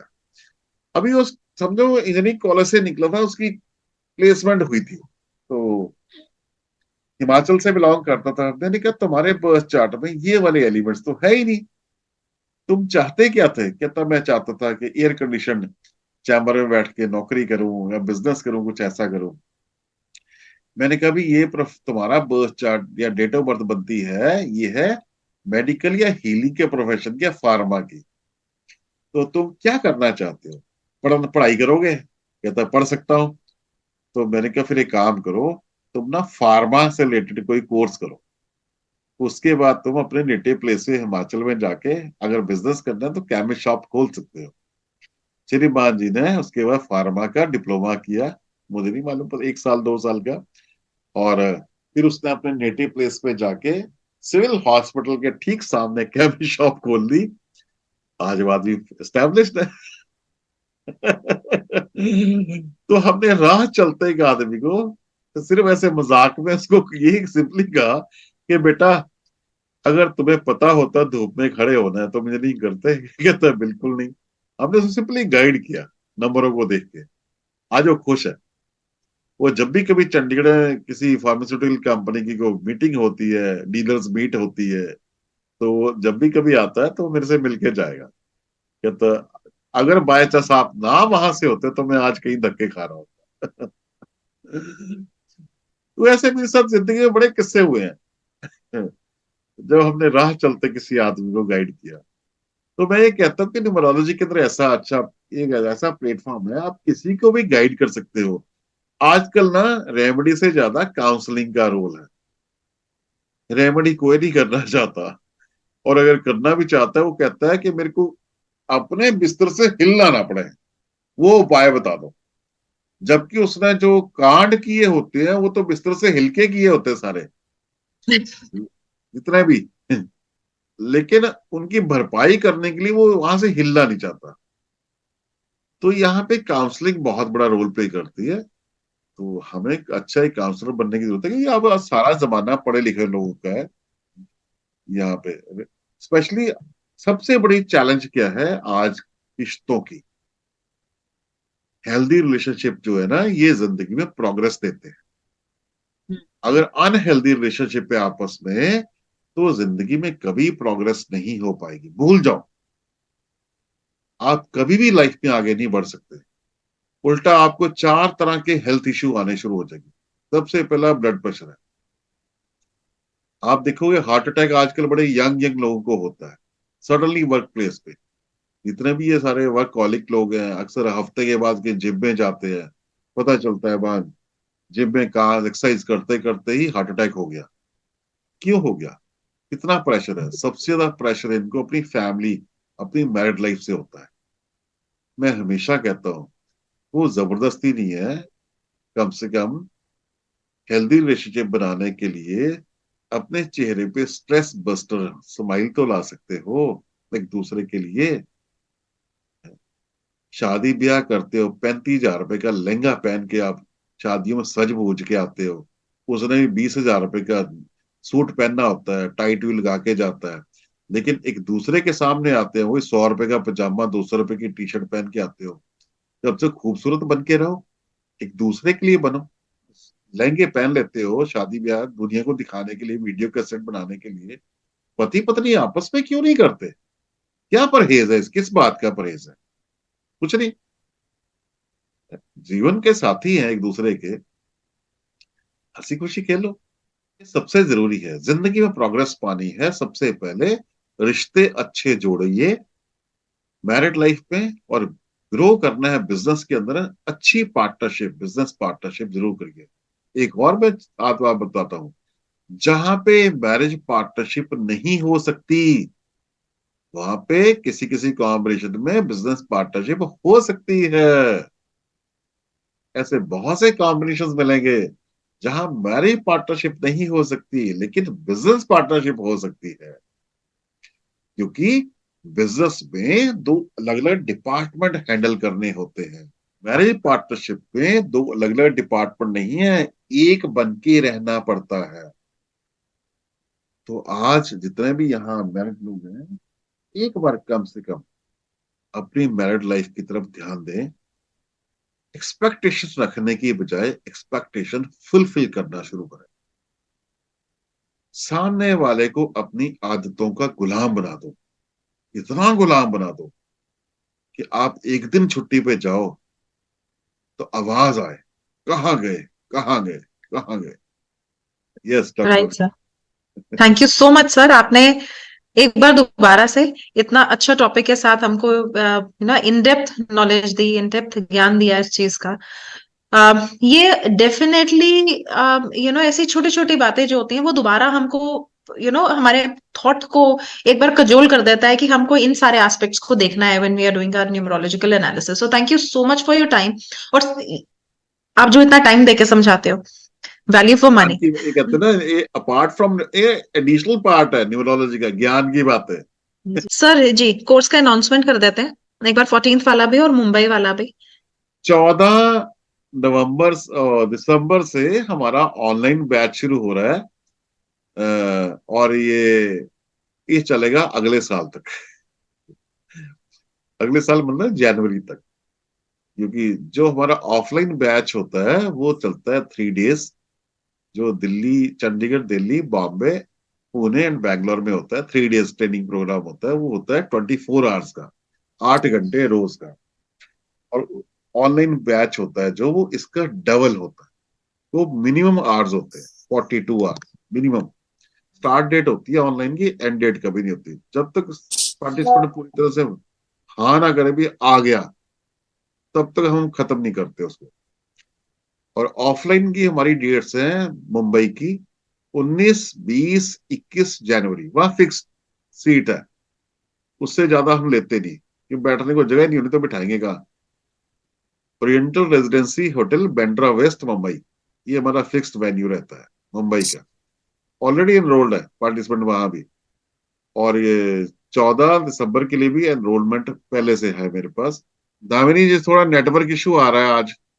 बोल देती हूँ कि आप जो ये एग्जाम्पल्स देते हैं और जो वर्ड्स, पर्टिकुलर वर्ड्स जो बिल्कुल मतलब हिट कर जाते हैं किसी तीर निशाने पे लगता है, ये आपका एक्सपीरियंस है या आपको ये न्यूमरोलॉजी के नंबर्स ने ब्लेस किया है? देखो, दोनों चीजें मिक्स्ड है। मुझे ये मैं पूछना हमेशा है। कहता हूँ, न्यूमरोलॉजी सीखनी हो ना तो बार बार कोर्स करने की जरूरत नहीं होती। अच्छा जी। न्यूमरोलॉजी को सीखने के लिए जिंदगियां पढ़नी पड़ती हैं। सर्जन कब बनता है अच्छा सर्जन? जब वो मल्टीपल हाँ जी। सर्जरीज करता है, स्टर तभी कहते हैं ना उसको बेहतर हाँ सर्जन। जी, मैंने, एक्सपीरियंस होल्डर। हाँ, जब मेरे को ये हो तो मैं तो इवन वेब सीरीज भी देखूंगा ना, मैं उसके अंदर भी न्यूमरोलॉजी ढूंढ लूंगा। नहीं, मैं कहती हूँ ह्यूमरस होने के लिए 5 नंबर को मतलब एक्टिवेट करना चाहिए कि कौन सा नंबर होगा जो बड़ा ह्यूमरस होगा? मेरे चार पास भी तो मतलब कुछ भी मेरे बोलता है, पास तो दामिनी जी है चार ही भी नहीं कुछ पांच नहीं बट। नंबर मेरे पास नहीं है 5 नंबर।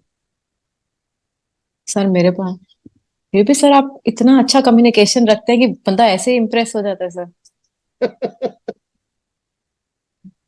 खुश रहने की मैं आदत तभी तो डालनी कह रही हूँ पड़ती सर, है। नंबर्स बड़े नंबर्स बड़े मिस्टीरियस है सर।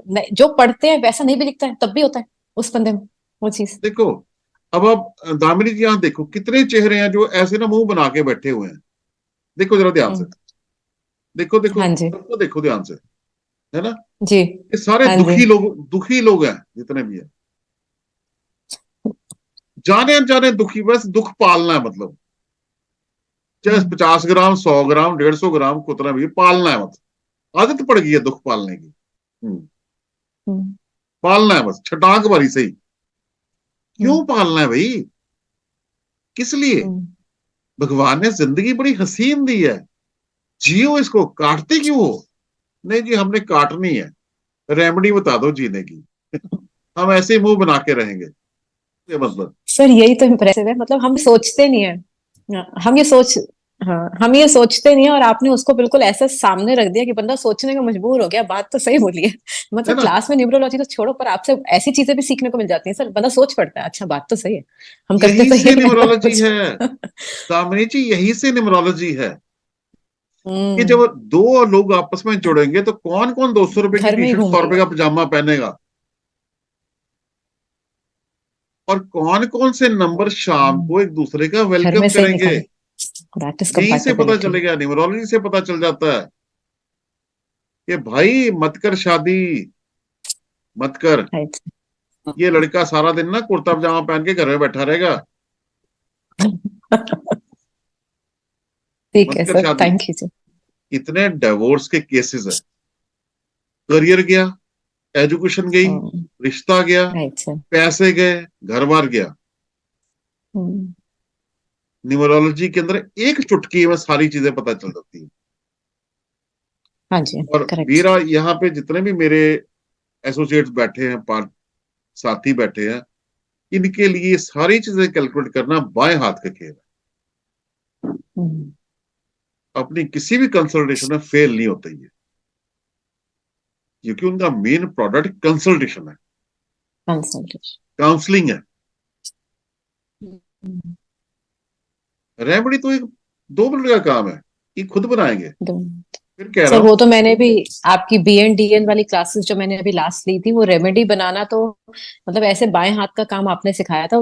बड़ा इजी लगता है, अब तो याद भी हो गई वो 3 4 दिन 5 दिन जो आपने 3 दिन का 5 दिन क्लासेस लिया था, वो तो याद भी हो गई, पढ़ते पढ़ते याद हो गई थी। वो 3 दिन का 5 दिन हो गया था सर, तो वो 42 वाला तो आपका 6 महीने में समझ सकती हूँ पक्का हुआ होगा सर। जब 3 दिन 5 दिन हो सकता है तो वो तो कुछ देखिए भी हो सकता है सर। दामिनी जी, आम जिंदगी से जुड़ी हुई चीजों को आप अपने लेक्चर हाँ में जी। प्रेजेंट करोगे तभी समझ में आएगा, हाँ, राइट सर। क्योंकि सब्जेक्ट आम जिंदगी से जुड़ा हुआ है। फिर एक आजकल एक बुखार चढ़ा हुआ है, लो शुगर, तो चाइनीज होता है जी। हाँ, राइट सर। मेरी बात ये भी सुनो, सुना है। अगर सपोज करो लो शुगर चाइनीज होता है, आर्किमिडीज के सिद्धांत के ऊपर सारे शिप चलते हैं ना सी में, और हाँ जी। न्यूटन के लॉ को हम रिपेल करके अपने रॉकेट्स भेजते हैं ना, क्या ये हाँ, सारे लोग रॉयल्टी भेजते हैं उसकी फैमिली को? नहीं ना। तो फिर लॉ शुगर चाइनीज सर कैसे हो गया? आइंस्टाइन की थ्योरी पे यूनिवर्स चल रहा है, हम सब उसी पे चल रहे हैं। है ना? तो ये सारी सही बातें ना, बात है। ये समझो कि अपने आप को एक नेगेटिव प्रमोशन करने के लिए जी, ये तो चाइनीज है, वो चाइनीज लड़ियां थोड़ी है दिवाली की हम्म, जो चाइनीज हो गया ये। एक बार एक साल जगनी, अगले साल जगनी नहीं है, thank you sir, thanks a lot. है ना? Right sir. Thank you sir, thanks for another good example sir, thank you. This is what makes him very different. This is what right ma'am. makes him very relatable. है ना? No hypothetical situations. सारे live examples. अच्छा, मैंने उस दिन call attend नहीं करी थी ना सर, मुझे था कि पेमेंट वगैरह कब तक करनी है या कुछ, तो इसलिए था 14 दिसंबर के कोर्स के बारे में पूछना था। मैं तो बिल्कुल सर, मैं एक बार पेमेंट कर दूंगी ना, मेरी टेंशन खत्म हो जाएगी, मैं इसलिए आपसे कोई बार बार पूछ रही थी कोई कब बात करनी है। यहाँ आप ऑलरेडी एनरोल्ड हो, आपको वो दोबारा बार बार पूछने की जरूरत नहीं, मैं बता दूंगा तुम्हें। ठीक है, ठीक है सर। तो 14 दिसंबर के लिए ऑलरेडी एनरोल्ड है मेरे पास, और बॉम्बे के लिए एनरोलमेंट, बॉम्बे की सीट्स फिक्स्ड है, पहले बता दूंगा। मुंबई के ऐसे भी पार्टिसिपेंट हैं जिनको पैसे जमा कराए हुए 6-6 महीने हो गए हैं, अभी तो नंबर नहीं लग रहा उनका। ठीक है हाँ, सर, मुझे भी बस यही था कि मैं पहले डिपॉजिट कर दूं, एक मेरी भी सिरदर्दी खत्म हो जाएगी। तो रितु जी, आपके साथ और भी लोग हैं जिन्होंने आप ही की तरह महीने महीने 2-2 महीने हो गए हैं टोकन मनी डाले हुए हैं। तो हाँ हमारे जी पास सर। क्यू में हमेशा रहते हैं, एक बार बैच शुरू हो जाए तो फिर चलता है। लेकिन ठीक है सर। इतना जरूर एश्योर करता हूं मैं हमेशा अपने पार्टिसिपेंट को, कभी मैं हारने नहीं देता।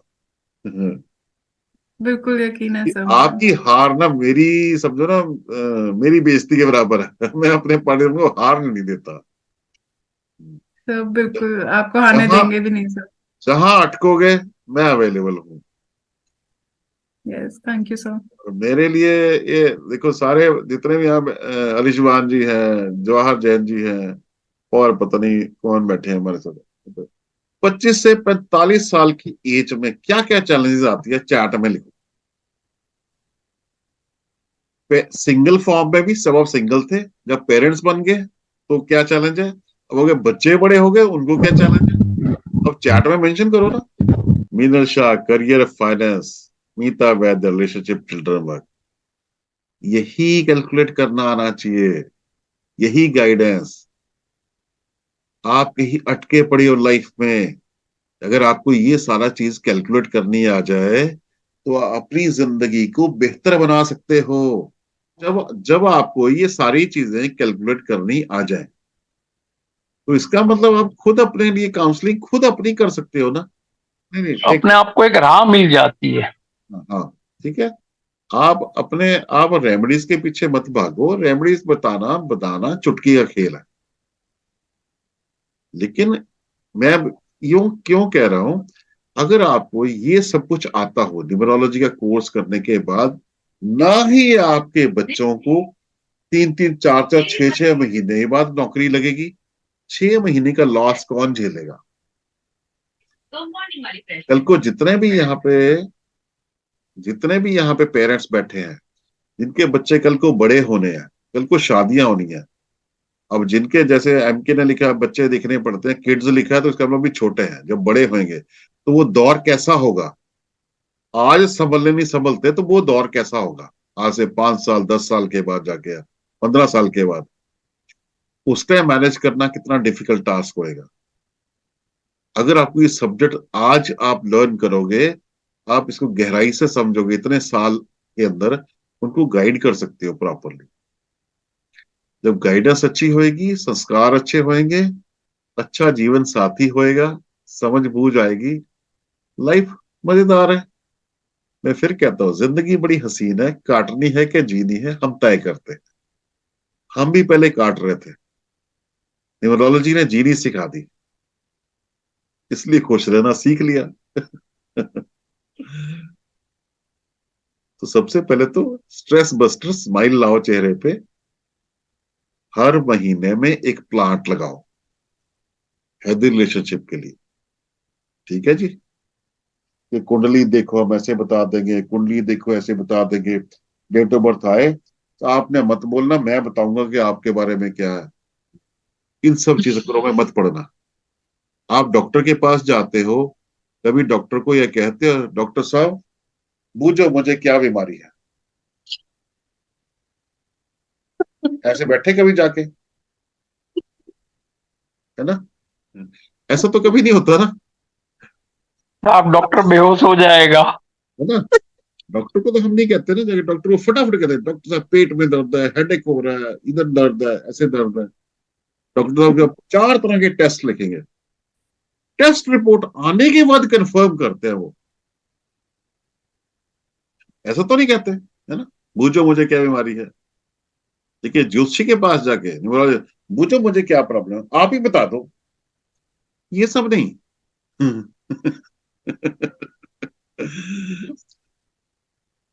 लेकिन आप करंट पोजीशन को भी पढ़ सकते हो, बूझो, पढ़ सकते हो, वो लर्निंग होनी चाहिए ना उतनी। या ठीक है, बताऊंगा दर्द, हो सकता है तुम्हारी रिब्स कितनी टूटी है तुम्हें आज नहीं हो रहा, 2 दिन के बाद होने वाला है। ये रियलिटी बता रहा हूं मैं, ये प्रैक्टिकल है, ऐसे ही होता है, सब कहते हैं।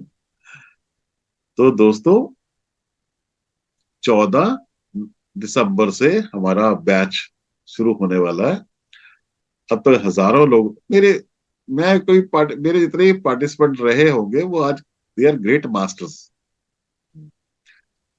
और हिंदुस्तान में कहीं के तो मेरे को नाम भी भूल गए। कौन कौन है, मैं कभी क्लेम नहीं करता। हरीशवान जी ने कोरोना जब शुरू हुआ था तो अक्सर वेबिनार में दिखते रहे, कहते थे मैं जब भी करूंगा तो आपको ऑफलाइन करूंगा। और मैं क्या, तू छो, ऑस्ट्रेलिया में बैठे हो आप, ना आपने इंडिया में मुड़ के आना, ना आपने ऑफलाइन करना, पर देखो उन्होंने ऑफलाइन कर लिया। मैं कभी अपने कोर्सेज की नॉर्मली इस तरह से प्रमोशन नहीं करता, हम आपको ये देंगे वो देंगे फलाना देंगे, ड्रामेबाजियां। आप मांगे बगैर अपने आप बहुत कुछ बोला है, दिया है, आपने बोला भी नहीं कि ये देंगे वो देंगे, फिर भी बहुत कुछ दिया है और बहुत कुछ पाया है। फिर ऐसा है, कोर्स करने वालों को सेल्फ कॉन्फिडेंस फ्री में दिया जाता है। देखो सर, मैंने एक वो देखा था, मेरे को किसी ने लिस्ट पकड़ाई जी, कहते जी बिजनेस पार्टनरशिप 10,000 रुपए, मैरिज पार्टनरशिप 15,000 रुपए, एजुकेशन पार्ट न्यूमरोलॉजी इतने 1,000 रुपए, फलाना इतने। These are integral part of the course, इनको आप कैसे गिन सकते हो।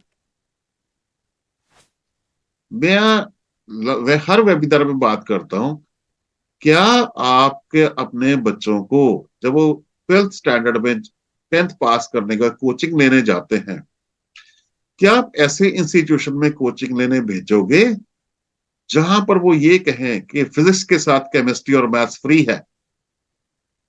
भेजोगे कि जी केमिस्ट्री के साथ फिजिक्स फ्री है, मैथ्स फ्री है, साथ में इंग्लिश बोनस और किताबें फ्री, पेन भी फ्री, कॉपी भी फ्री। चलो नहीं मानते, आपको लंच भी फ्री, आप भेजोगे? अगर हम अपने बच्चों को उनकी जिंदगी, उनका करियर बनाने के लिए नहीं भेज सकते, तो हम दूसरों की जिंदगियां पढ़ने की, स्टडी के लिए इस तरह की लुभावनी चीजों में क्यों जाते हैं? बचना चाहिए ना हमें। मुझे एक पार्टिसिपेंट ने कहा जी मैं वो टेक के ऊपर प्लेटफॉर्म पे कंसल्टेशन देते हैं। क्या किया जी आपने? मैंने मोबाइल न्यूमरोलॉजी का कोर्स कर रखा है। अगर बड़ी अच्छी बात है, और क्या आता है आपको? कहते कुछ नहीं आता।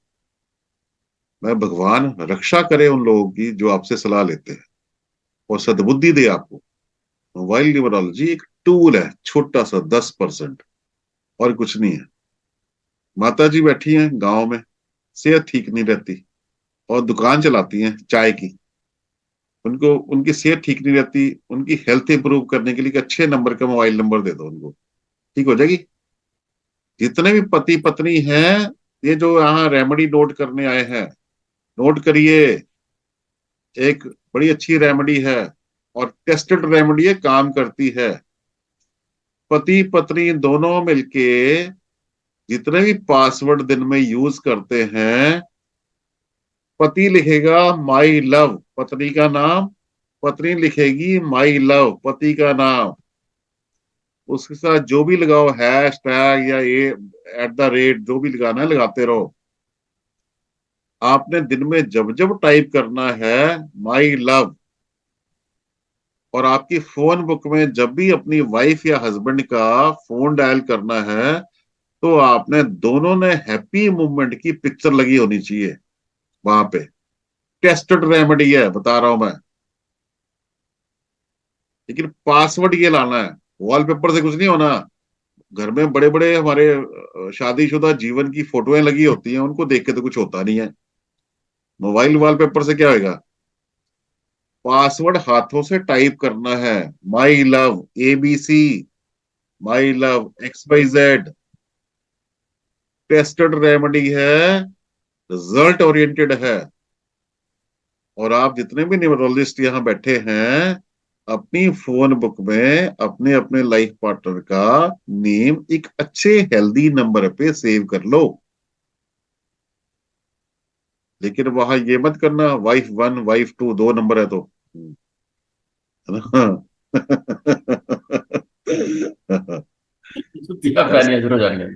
हाँ, ऐसी गलती मत सर एक करना। बात बताऊं सर, हाँ जी। एक रियल इंसिडेंट है सर, इसके ऊपर याद आया इसीलिए मैंने आपको इंटरप्ट किया सर। फिर तुम मेरे हो क्लाइंट कहाँ ने पर, सर, तो मुझे बताओ ये है सर कि मैं हूँ बट मैं कैमरा ऑन, आई मीन मेरा ये है सर, अच्छा ठीक है, ठीक कैमरा पे नहीं है। हूँ सर। हाँ जी, हाँ जी। सर एक मेरे क्लाइंट ने सेव किया था मेरा ही नाम सर, मीनल एयरटेल, मीनल जियो, मीनल वोडाफोन। हाँ, मीनल जियो, वाह, लेकिन मुझे सबसे अच्छा लगा मीनल जियो, मुझे वो सबसे बेस्ट लगा था सर। वेरी नाइस, मीनल जियो। तो आपने उनका नाम XYZ जियो कर देना था। दुआ है ना, जियो में क्या है, दुआ है ना। Yes sir, yes sir. ये टेस्टेड रेमेडी बता रहा हूं मैं। इसको यूज करोगे, आपको थोड़े दिनों में ही एक दूसरे के लिए आपके अंदर अच्छी वाइब्स पैदा होनी शुरू हो जाएंगी। हेल्दी रिलेशनशिप सर बनाने के एक्चुअली लिए वेरी एफर्ट फ्रैंकली करनी सर, पड़ती है। हम हमेशा ना दूसरों से उम्मीद करते हैं कि दूसरा पहले करे। इस तरह के अंदर इतनी वैल्यूज है ना, उसको पता ही नहीं है मेरे अंदर क्या क्या है। इतनी अच्छी अच्छी वैल्यूज है, मास्टर की होती है उसके पास हर चीज की। चलानी आनी तो चाहिए ना। हेलो। हाँ जी, अब बोलिए। हाँ, नमस्ते सर। नमस्ते। सर मुझे ये पूछना था कि कोई क्लास मिस होती है तो फिर कैसे करेंगे? अभी हम अपने पार्टिसिपेंट को मिस नहीं होने देते, चिंता मत करो, वो मेरी जिम्मेदारी है। अब जिन्होंने अभी ये पिछला जो 81 कॉम्बिनेशन जिनका मिस हुआ है और जो पूरी तरह अटेंड ही नहीं कर पाए, हमने किसी को मिस नहीं होने दिया। क्लास नहीं मिस होने देता मैं, चिंता मत करो। कोई बात नहीं, मिस नहीं होने देते, डोंट वरी। ठीक है। मैं फिर भी कहता हूँ कि कल रात 9:15 मैंने सेम ID पासवर्ड पे मैं लॉग इन करूंगा। आपको कोर्स से रिलेटेड कोई भी मेरे से बात करनी हो, आप मेरे से कल भी कर सकते हैं। किसी को और कोई बात करनी है नहीं तो क्लोज करें आज। नहीं सर, क्लियर है। मतलब ठीक है सर, मैं आपको मैसेज करके पूछता हूँ। और किसी ने मेरे से बात करनी हो तो मेरे से कोशिश करें, डायरेक्ट कॉल करें। जी सर। व्हाट्सएप मैसेज डाल दिया, हो सकता है मैं 2 घंटे ना देखूं, हो सकता है 2 दिन भी ना देखूं। कॉल करोगे तो मैं इमीडिएटली उठाऊंगा, बिजी होऊंगा तो कॉल बैक जरूर करूंगा। ये व्हाट्सएप सर मैं नहीं कोर्स फी खेलता। 30,000 है ना? हाँ जी, हाँ जी, तो मैंने 5 कैश एक बार डिपॉजिट कराया था, तो मैं 25,000 ट्रांसफर करूंगा। बिल्कुल बिल्कुल बिल्कुल, ठीक है। ये जिंदगी में आपका आखिरी कोर्स होगा, इसके बाद आपको कोर्स करने की जरूरत नहीं पड़ेगी। जी सर। ये मेरा इंश्योरेंस दे रहा हूं मैं आपको। मैं इसके बहुत बाद दिनों से वेट कर रही हूँ। इसके बाद आपको कोई कोर्स नहीं करना। कुछ नई चीज कहीं से मिल जाए तो बात अलग है, सर आप अदरवाइज। जितनी भी चीजें बोल रहे थे ना, जब शुरू से बोल रहे हैं, वो सारी चीजें ही हमारे मतलब मेरे साथ चल रही है। मेरी एक बेटी 2nd ईयर में है, एक 1st ईयर में है, बेटा 9th में है। तो उसका हमने चूज करना है कि उसने 11th-12th में क्या करना है, घर पे रह के पढ़ना है या हॉस्टल में जाना है। हॉस्टल में भेज सकते हैं उसको कि नहीं भेज सकते हैं। अब जैसे मैं भी ऑलमोस्ट घर पे ही रहती हूँ, तो हम एक नया काम करने के लिए सोच रहे हैं, मुझे काम करना चाहिए कि नहीं करना चाहिए, करना चाहिए तो कौन सा चाहिए, तो बहुत से सवाल है मेरे ऐसे। चिंता मत करो, आपको जिंदगी में दोबारा किसी के पास जा भटकने की जरूरत नहीं पड़ेगी, ये मेरा वादा है। जी सर, थैंक यू सर। ठीक है, मैं अपने पार्टिसिपेंट को कभी हारने नहीं दूंगा। मैंने आपकी तो हार मेरी बेइज्जती है। और मैंने इतने सालों की जो जिंदगियां पढ़ने की मेहनत की हुई है, वो सारी की सारी इसके अंदर हो। और जी मेरा सर। कोर्स चलता है दिमाग से, स्क्रिप्ट से नहीं चलता। और बड़ा इंटरेस्टिंग सब्जेक्ट है, मजा आता है। ये लास्ट तक चलेगा आपके साथ। ठीक है जी। तो बाकी किसी को कोई और पूछता हो, आप मेरे से बात कर सकते हो। किसी को कोई बात करनी हो, ओपन है। ठीक है। और जो यहाँ रेमेडी लेने आए थे, तसल्ली हो गई उनकी, मिल गई उनको? भगवान करे लाइन लग जाए और सारी ईवी वाली हो। आपका मैंने रेमेडी का, thank you sir, thank you very much. याद रखना, मेरी आपका कोई भी रेमेडीज वाला कोर्स क्या था, बहुत ही अच्छा।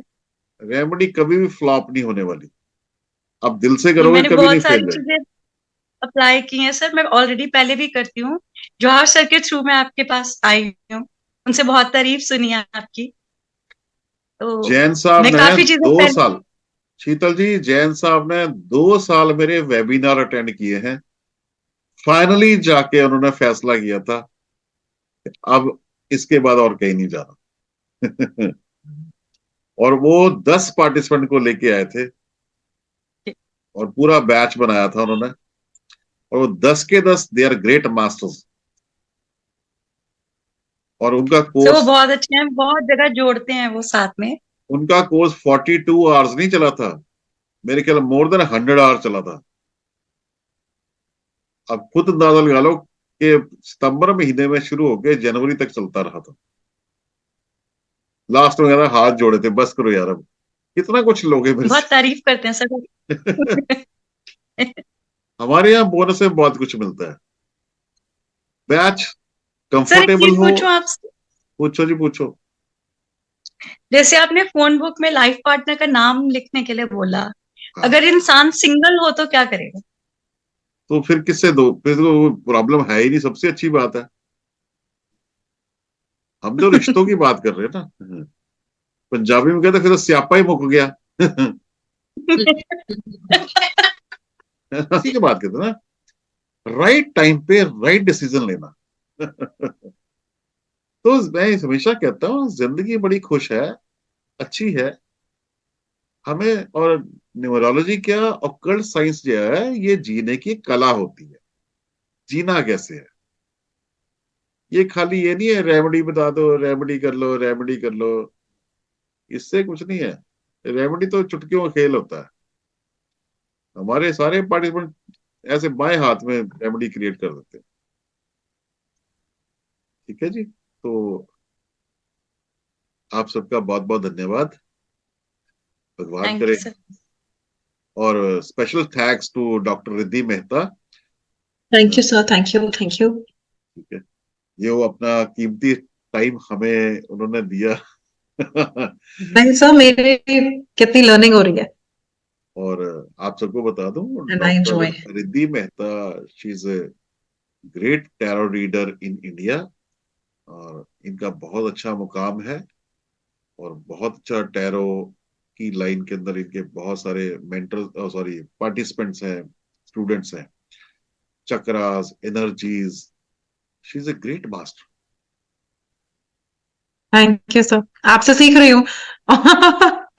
आपके पाथ पे चल रही हूँ। और कभी लेकर आएंगे, टैरो भी लेकर आएंगे अपने, आपके सब पार्टिसिपेंट्स के लिए। Will bring tarot for them. Definitely, definitely, definitely. ठीक है, भगवान करे खुश रहें।